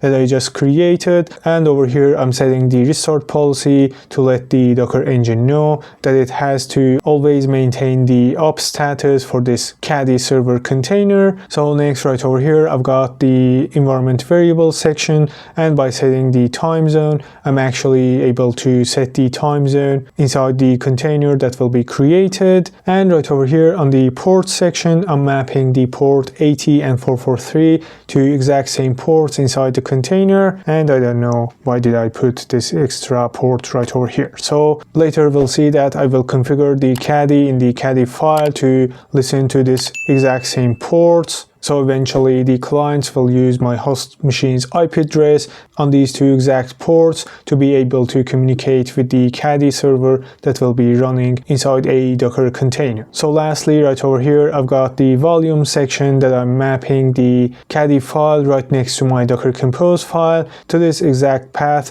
inside the container, so that the Caddy will try to look for this file to initially configure itself when it's trying to come up. And right over here, I've got the ./data and ./config directory mapped to /data and /config inside the container to actually persist whatever data and configuration that the Caddy server will create. So I'll save and move out of the nano, and next I'll try to nano the Caddy file. So before explaining the Caddy file, I'll move back to the README of the GitHub repository. Right over here, you can see the exact syntax that we can actually use in order to make use of this request ID module. So we can pass things like the length or the key and length configuration for this module in order to define the length of the request ID header that will be added to our requests that will be processed by the Caddy server. So by default, it will use some defined name for that exact header, and actually by passing the key with this exact syntax, we can actually tell this module to actually set the header name of the request ID that will eventually hold our unique ID for each of our requests. So using this exact same syntax right over here, I'm actually setting the request ID and I'm passing a name with a length to the request ID module, and right over here in my handle block, I'm actually trying to match all the requests to this exact pattern, which is /API/whatever. So right over here, by using the header directive, I'm actually setting the header name and using the http.requestid.header, which is exactly the same name that I passed to the request ID module. So as a result, a header will be added to my requests with this exact name and with this exact length, with some unique value, of course. So lastly, I'm using the reverse proxy directive to proxy the requests to the address of the backend on port 80, which is exactly the same name that I provided for my echo server in my Docker Compose file. So because these two containers will be created using the same Docker Compose file, they will actually be attached to the same Docker network, and as a result, these two containers will be able to see each other and communicate with each other through their Docker Compose service names. So I'll exit out of this nano and try to create my containers using Docker Compose up-d, and as I'm expecting, my both containers with a network should be created, and by saying Docker Compose ps on the status column, I can make sure that both my containers are in up status. Of course, with the exact same ports that I defined in my Docker Compose file mapped to each of these two containers. So by saying Docker Compose logs-f to follow the logs and --tail 100 to grab the latest 100 lines, and as I can see, things are looking good, and right now I should be able to make requests to this Caddy server running as a Docker container. So I'll move to another terminal right over here. I'll try to make some requests using curl, and I'll provide the address of the host machine that is running my Caddy server's container on the path /API. So I'll hit enter, and as I can see, a request ID header is added to the headers of the request that is being sent back to me as a client that initially made the request. So right now, as you might already noticed, the request ID header is not sent from the Caddy server to our backend server, as we can see right over here. So this JSON right over here is exactly the detail of the request that is being sent by our Caddy server to our backend server. So as we can see, this request ID header is not included in the headers of the request that is being sent from the Caddy server to our backend server. So in order to fix this, I'll move back right over here. I'll try to nano the Caddyfile again, and by using the header up directive, I should be able to add this exact same header to the request that will be sent from the Caddy server to my Echo server. So I'll try to use this exact key and this exact value, and actually instead of header, I'll try to use the header up directive to actually add this as a header to the request that is being proxied to my Echo server. So I'll hit save and exit out of the nano, and I'll say docker compose down and docker compose up-d to actually remove my currently running containers and create these two containers from new, which will hold my updated Caddy file inside the Caddy's containers. So I'll try to move back right over here. I'll try to make another request again using curl, and right now, as I can see, the request header is included in the response that is coming back to me as a client, and also the exact same header with the exact same name is included in the request that is sent from the Caddy server to my Echo server proxied behind the Caddy server. So as you can see, I'm in the Caddy's documentation page for the layer 4 module, and here we can see the syntax of how we can actually integrate this module with our Caddy server. So you can learn different things about this module, like different fields that we can pass configuring this module and things like that. So here I'll move to the GitHub repository for the same module, and right over here you can find a lot more detailed explanation of what this module is and what features it has and what things you can actually do using this module. So here you can see a list of matchers that we can actually pass to our configuration file. So like for example, we've got the HTTP matcher. So like for example, we can use this module in order to implement a layer 4 proxy in our Caddy server. Next, right over here, like we have the OpenVPN matcher, Postgres matcher. Like for example, we can configure our Caddy as a proxy to a Postgres instance, proxying the incoming requests to a Postgres database reachable by this Caddy server. So as a result, you won't expose your Postgres database directly to the internet or any other network that you might desire. And over here, the thing that we're going to do right in this video is to actually how to implement a SSH proxy using Caddy and using this exact module. So as a result, the SSH clients will be making their connections through our Caddy server that will eventually proxy the connections to an SSH server somewhere in the network, of course reachable by the Caddy server. So using this method, you can actually implement a proxy for your SSH server.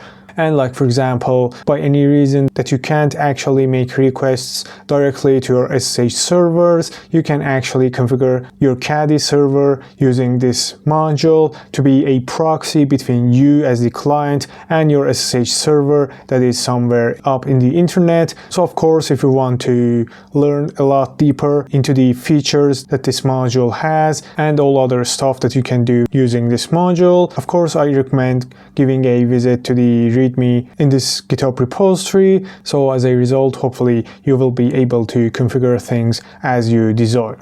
So right over here, we can actually see how we can add this module to our already existing Caddy image. So using the xcaddy build and using the --with and providing it with the exact same address for this GitHub repository, we can actually compile our Caddy server again, adding this module on top of our Caddy server. So having all this in mind, I'll move to VS Code right over here, where I've got all my files and configurations, which I'll actually put in my own GitHub repository, and for which you can find the relevant link down in the description section of this video if you want to follow along and use the same configurations that I use. So right over here, as you can see, I've got a Docker Compose file in order to set up and start my Caddy server as a Docker container. So right over here you can see that I've got only one service, which is of course the Caddy server itself, and I'm using a custom compiled version of the Caddy server's image. So let's first move to the Docker file right over here. As you can see, I'm using the Caddy's builder Alpine image as my builder image, and using the exact same command that we just saw in the GitHub repository, I'm actually building my own version of the Caddy server that will eventually hold this module also inside itself. So right over here, using the official Caddy image as my base image and copying the built Caddy binary file from the builder image to this exact image right over here. So I'll move back to the Docker Compose file right over here, and this image name is exactly the same name that I'm going to actually build my custom Docker image with, this exact same name. So we'll see that in a moment. So right over here, I'm passing the restart policy to let the Docker engine know that I want this container to be restarted by for any reason that it might get stopped. And by passing the environment variables and the TZ environment variable, I'm actually able to define the time zone of the container that will be created. And right over here on the port section, I'm actually mapping 3 different ports to inside the container, and actually these are the ports that I'll later configure my Caddy server to listen on these ports for different kinds of connections. So lastly, right over here, I've got the volume section that I'm actually trying to map my Caddy file to inside the container in order to hold my custom configuration file. So later that the Caddy server will be initially coming up, we'll use this exact Caddyfile to initially configure itself. And lastly, right over here, I'm actually persisting the /data and /config directories inside the container, which are actually the directories that the Caddy server will use to store its data and any configurations that it might be creating. So before moving to the Caddyfile, I'll move to the terminal right over here. I'll hit ls to make sure I'm in the exact same directory that I've got all my configuration files, and by passing docker build -t in order to give my image a name and a tag. So I'll try to copy this exact same name from the Docker Compose file, and I'll pass it right over here, and I'll pass dot as the context for my docker build command. So actually by passing this command, Docker will try to actually pull all the dependencies and build your custom Caddy image, and when your image is built and ready, you can actually go ahead and create containers out of that exact image. So because I have already built this image, I'll hit Ctrl+C and will not try to run that command again. So I'll say docker images, and I'll grep L4, I'll hit enter. You can see that I've got the exact same image with the exact same tag. So now that I have my image, I'll move back to the VS Code right over here,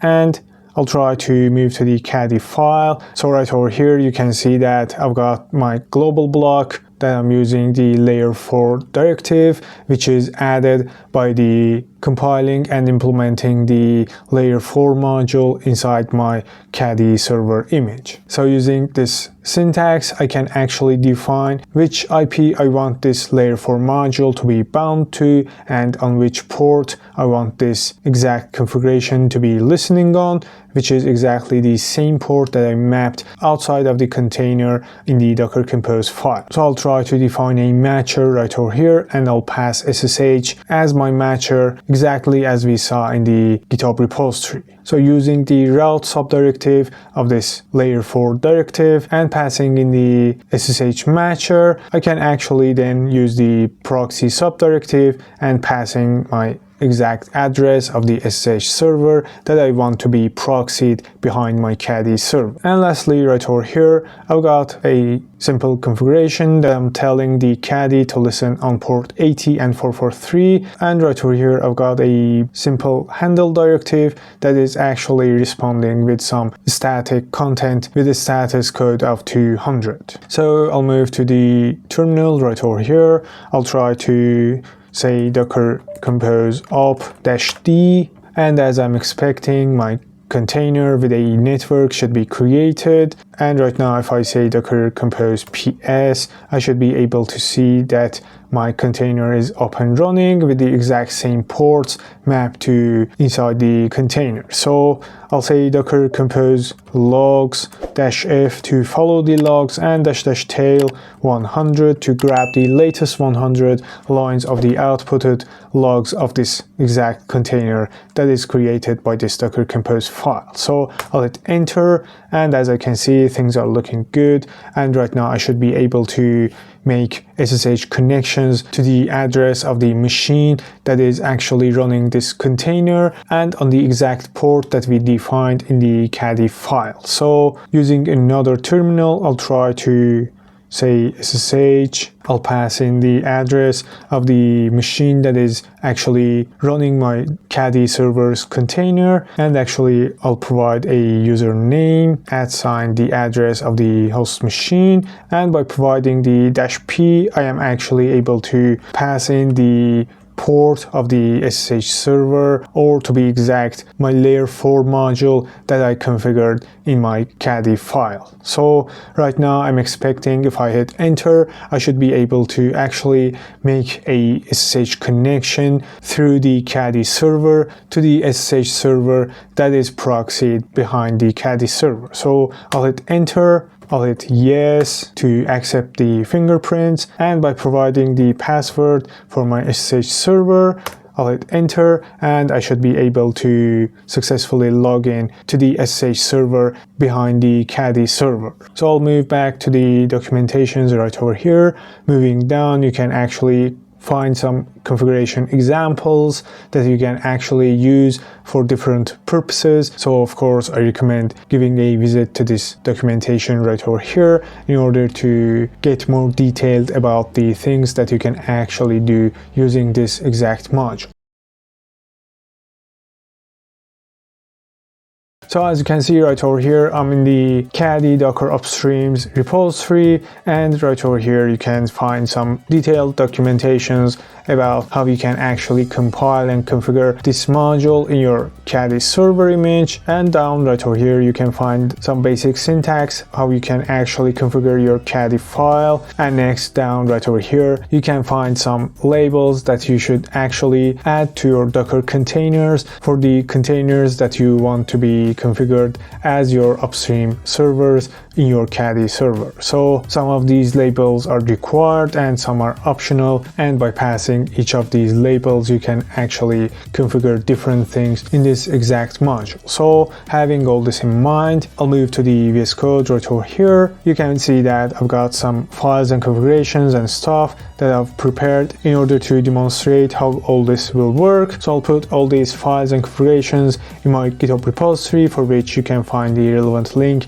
down in the description section of this video. So right over here you can see that I've got a Docker Compose file in which I've got 3 different services, and as you can see, 2 of them are backend services and the other is the Caddy server that will actually proxy the requests to these 2 backend servers. So as you can see right over here in my backend services, I'm actually using an Echo server as a dummy HTTP server, so we can actually make requests and receive connections with the detail of whatever request that we actually made to this server. So right over here on the labels section, you can see that I'm actually passing 3 different labels to this exact container. One is the Caddy server HTTP enable, which I'm passing as true. The next one is the upstream port, which I'm passing port 80, which is exactly the port that the Echo server inside the container will be actually listening on. So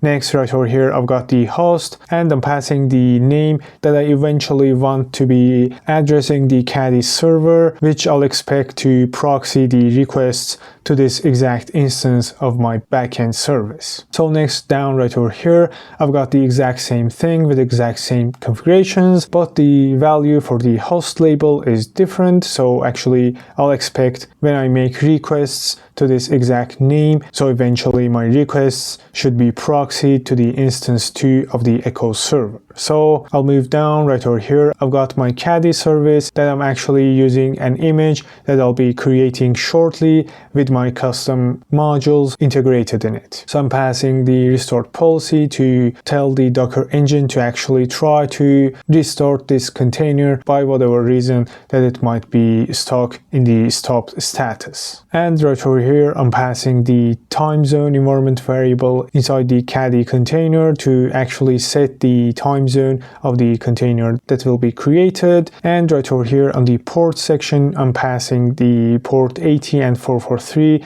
to inside the container, which are the exact ports that I'll later try to configure the Caddy server that will be running inside the container. So as a result, the clients will use the host machine's IP address with these two exact ports in order to communicate with the Caddy server that will be running inside the Docker container. So this port right over here is extra, and right over here I've got the volume section, and as you can see, I'm passing the ./caddyfile that is exactly next to my Docker Compose file to this exact address inside the container. So this will be the file that the Caddy server will be looking at when coming up in order to initially configure itself. So I'm persisting the /data and /config inside the container, which are exactly the directories that the Caddy server will try to use in order to store its data and any configurations that it might create. And lastly, right over here, I'm passing the /var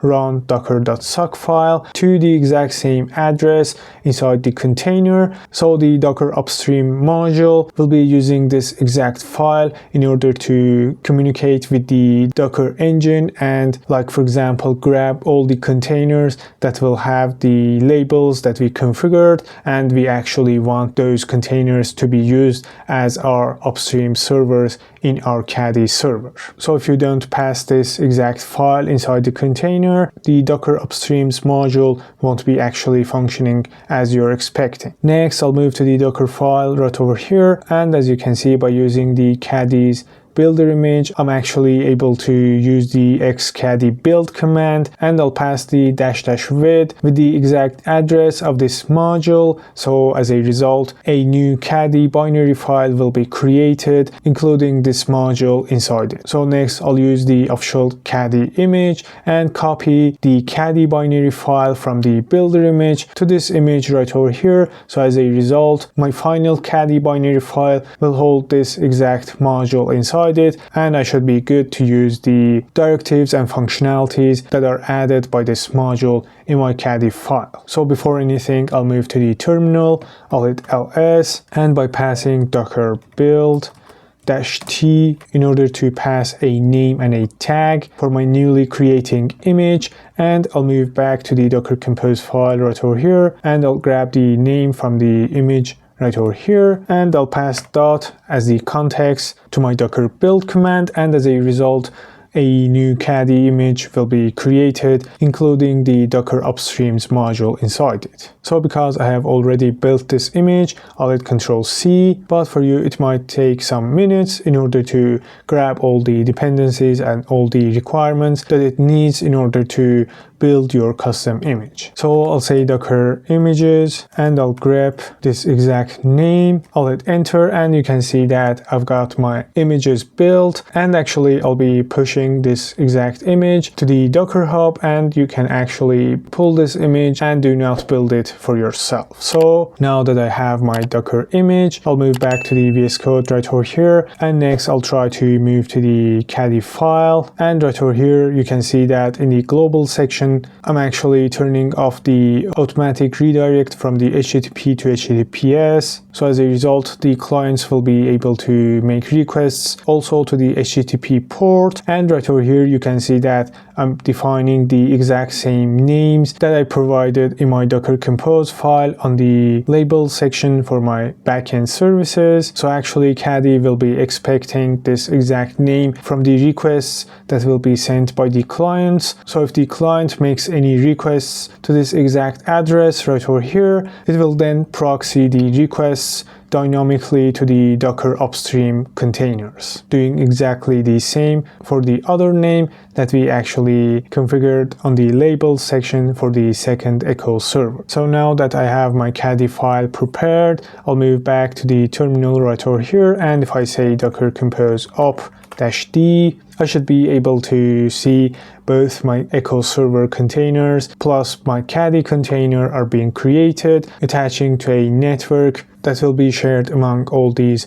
3 containers. So I'll say docker compose ps, and I can make sure that all my containers are up and running with the exact same ports that I mapped in the docker compose file to the inside the containers. So I'll say docker compose logs -f to follow the logs, and --tail 100 to grab the latest 100 lines of the outputted logs of these 3 containers. So as you can see, things are looking good, and right now I should be able to make requests to this Caddy server. So I'll move to another terminal right over here. By using curl, I'll try to make a request to the address of the first echo server, and if I hit enter, I should be able to receive some responses from the first echo server. And if I move back to the logs right over here, you can see that the first backend instance is actually responding to the requests. So I can make sure that if I make requests to this exact address right over here, it will be then proxied to the first instance of the echo server as I configured in my label section in the Docker Compose file. So doing exactly the same for the second address, I'll hit enter, and again you can see that I'm receiving some responses from one of those backend servers. And if I move back to the logs, you can see that it is the second instance that is responding to my requests made using the exact name that we configured in the label section for the second echo server. So as you can see right over here, I'm in the GitHub repository for the replace response module that we can integrate this in our custom Caddy image and then try to make use of the features that this will provide in our Caddy file. So actually the thing that will happen is that the request will be sent from the client that will be received by the Caddy and will be proxied to the upstream servers, which in our case will be some dummy echo server, and in real world, in real projects, the upstream servers will be our microservices, backend services, and things like that. So the request then will be processed and the response will be generated and will be sent back to the Caddy service. And based on our configuration in the Caddy file, this module will actually try to look inside the response that is being sent back to the client and apply any changes that we want to be made to the response that will be received by the client, and eventually send the processed response back to the client. So as you can see right over here, these changes can be directly applied to the Caddy file, and it can be some hard-coded strings or regular expressions. So of course we'll actually try to configure based on our use cases in our projects. So by default this does not come out of the box in the Caddy image. So the first thing we'll need to do is to create our own custom image that will include this module inside it, and as a result we'll be able to use all these configurations in our Caddy files. So having all this in mind, I'll move to the VS Code right over here, and first thing you can see that I've got a Docker file right over here that I'm using the Caddy's Alpine builder image as my base image that has the xcaddy tool inside it, and by using the xcaddy build and by passing the --with with the address of the GitHub repository, I'll be able to create my own version of Caddy that will include this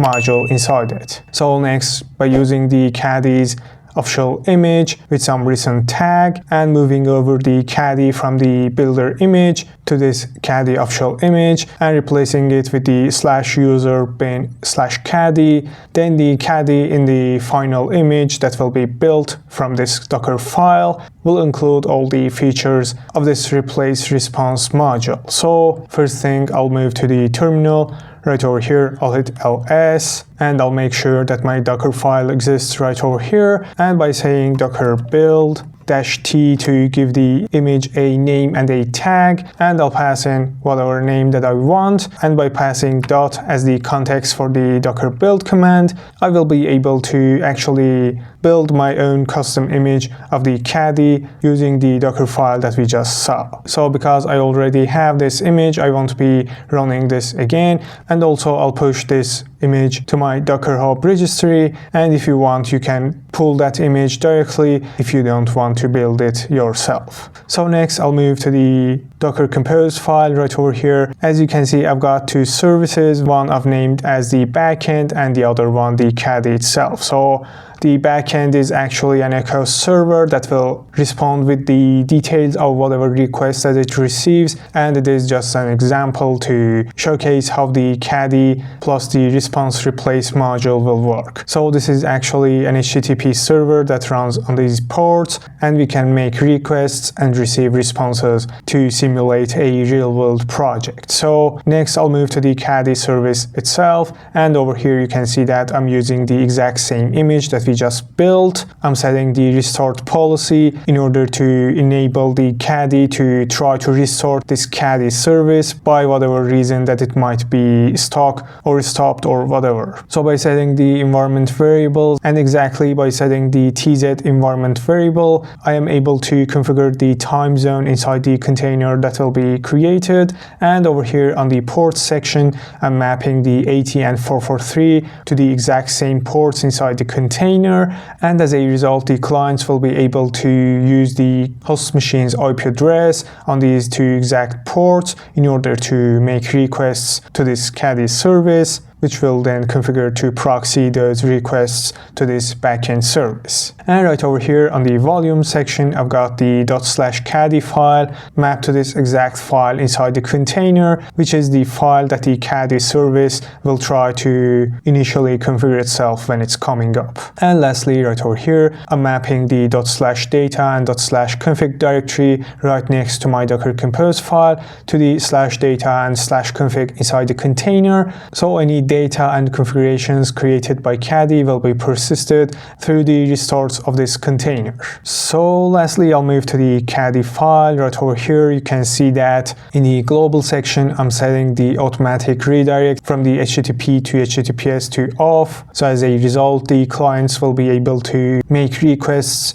both to the HTTP and HTTPS ports. And over here, I'm setting the order of the response replace module as it is documented right over here in order to be able to make use of this module. So next, right over here, I'm configuring the Caddy to listen to these two exact ports, which are the exact same ports that I mapped out of the container in the Docker Compose file. And over here, I've got a handle block that is listening to /API/star, and it is actually proxying the incoming requests to the backend on port 80. So this backend right over here is the exact same name that I configured for my Echo server, and because these two containers will be created using the same Docker Compose file, they'll actually share the same Docker network and will be able to call each other through their Docker Compose service names. Of course, I'll put all these files and configurations in my GitHub repository, for which you can find the relevant link down in the description section of this video. So I'll move to the terminal right over here by saying docker compose up-d. I'll expect a Docker network along with my both containers to be created, sharing that created network. So if I say docker compose ps, I'll make sure that both my containers are up and running, also mapping the exact ports that I defined in my Docker Compose file to the inside the containers. Also, if I say docker compose logs -f to follow the logs and --tail 100 to grab the latest 100 lines of the logs of each of these two containers. And as I can see, things are looking good, and right now I should be able to make requests to the Caddy server. So I'll move to another terminal, and by using curl on the address of my host machine that my containers are running on the /API, I'll hit enter, and you can see that I am receiving some response from the echo server that is proxied behind the Caddy server. So suppose, like for example, I want to replace any string in my response that includes curl and pc.com to my desired values. So I'll move back right over here. I'll hit Control C to exit out of the logs, and by saying nano the Caddyfile, I'll try to uncomment these configurations right over here. So as you can see in the handle block, which is listening the requests on the /API, I'm using the replace directive and replacing the pc.com with the caddy.com and curl with some other string. So any response that will be sent back by the backend service and that wants to be sent back to the client will include any of the pc.com or curl string, will be first replaced by these two values right over here, and then will be sent back to the client. So I'll save the Caddy file, I'll exit the nano and try to restart the containers so that my new Caddy file will be applied to the Caddy server. Again, I'll check the logs to make sure everything is working correctly and move back to the other terminal. Again, try to make another request, and right now, as you can see right over here, the pc.com is changed to the caddy.com and the curl is changed to this value right over here. So as you can see right over here, I'm in the Caddy JOIP2 GitHub repository, and this is the exact plugin that will add to our existing official Caddy image. So if I scroll down right over here, as it is stated, this plugin provides a middleware for resolving a user's IP address using the Maxmind JOIP database. So JOIP actually stands for the map of IP address to the country code or country information. So this plugin also manages downloading and refreshing the Maxmind database if you have a license for downloading and keeping your Maxmind database updated. So this is the exact command that we'll use to integrate this plugin with our Caddy image, and I'll scroll down a little bit more to see how we can actually configure the Maxmind database in our Caddy file after we install the plugin to our official Caddy image. So right over here, we're actually setting up the JOIP2 plugin information like the account ID and license key to keep your database updated. You can set these information right over here, and if you're okay with only one database file and you're okay with updating it manually, you can of course ignore these configurations. So only by passing the log file and edition ID alone, you'll be able to make use of the Maxmind database. So in order to configure the functionality into our Caddy file, the first thing we should do is to define the JOIP2 vars to one of the strict, wild, and trusted proxies. So in production environments, it is of course recommended to set it to trusted proxies, which is the default behavior. But in order to test this out in our lab environment, I'm going to use the wild option. So next we'll add the country and subdivision and all other variables based on your use case to the headers, so later we'll be able to use or log to the output of our container. So next, using an expression as it is stated in this example configuration, we're actually allowing the country code of US and Canada and blocking all other countries with an AND statement that will allow all the subdivision codes except for Ohio. Next, we can do a simple respond or do our reverse proxying to our backend services, which we'll see shortly. And if I scroll down, these are the variables that you can make your conditions and block or grant based on your use cases. So having all this in mind, I'll move to the VS Code. As you can see, I've got my Caddyfile, which I've configured to listen on all the interfaces on these two exact ports. And as I mentioned, I've set the JOIP2 vars to wild to trust the X forwarded for header if existed in the incoming requests. So in order to keep it simple, I have only added the JOIP header and limited all the requests to these two country codes without the subdivision code. So next I have a handle block to /API/star, which is using this expression that we defined right over here, and inside this I've got a reverse proxy to this address right over here. So if this expression is not met, I'll respond with a simple string with a 403 stats code. So next I'll move to the Docker file, and over here I'm using the official Caddy builder Alpine image as the builder, and this is the exact command in the GitHub repository. So what this will do is add the Caddy JOIP2 plugin functionality to our official Caddy image, and later I'm just copying the build Caddy binary file to this exact address inside the official Caddy image. So of course, through time and based on your use cases, you can change this version to the one that you desire. And finally, if I go to the Docker Compose file, you can see that I've got two services, one being the backend service, which is actually using an echo server that is acting as my backend API service. And next I've got the Caddy container, which is using the official Caddy built image that has the JOIP2 plugin integrated with the Caddy itself. So I have already built and pushed to this exact address. If you want, you can download this exact version, or using this Docker file that I'll put in my GitHub repository,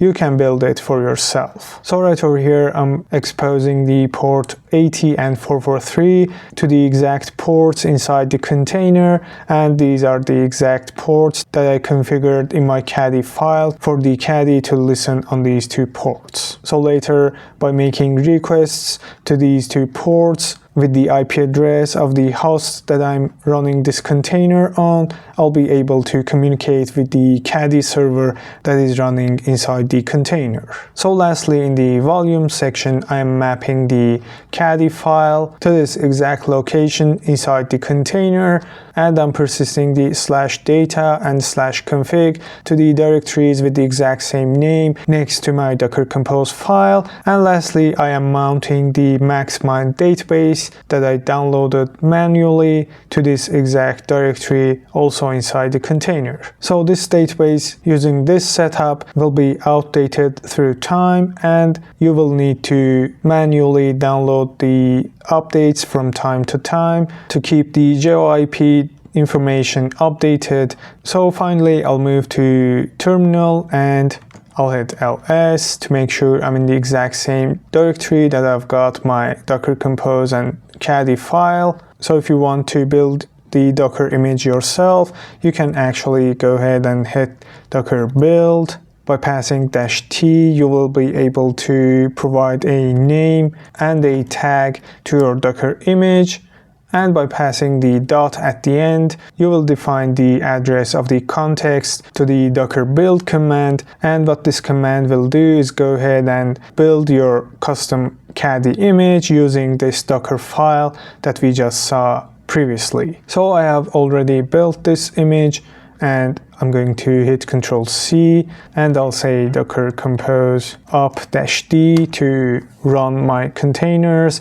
And as I can see, two containers have been successfully created with a network attaching these two containers to this network, so they will be able to communicate to each other through their service names. As we saw in the Caddy file that I just mentioned, the service name for the backend instead of putting any IP addresses that might change based on different infrastructures.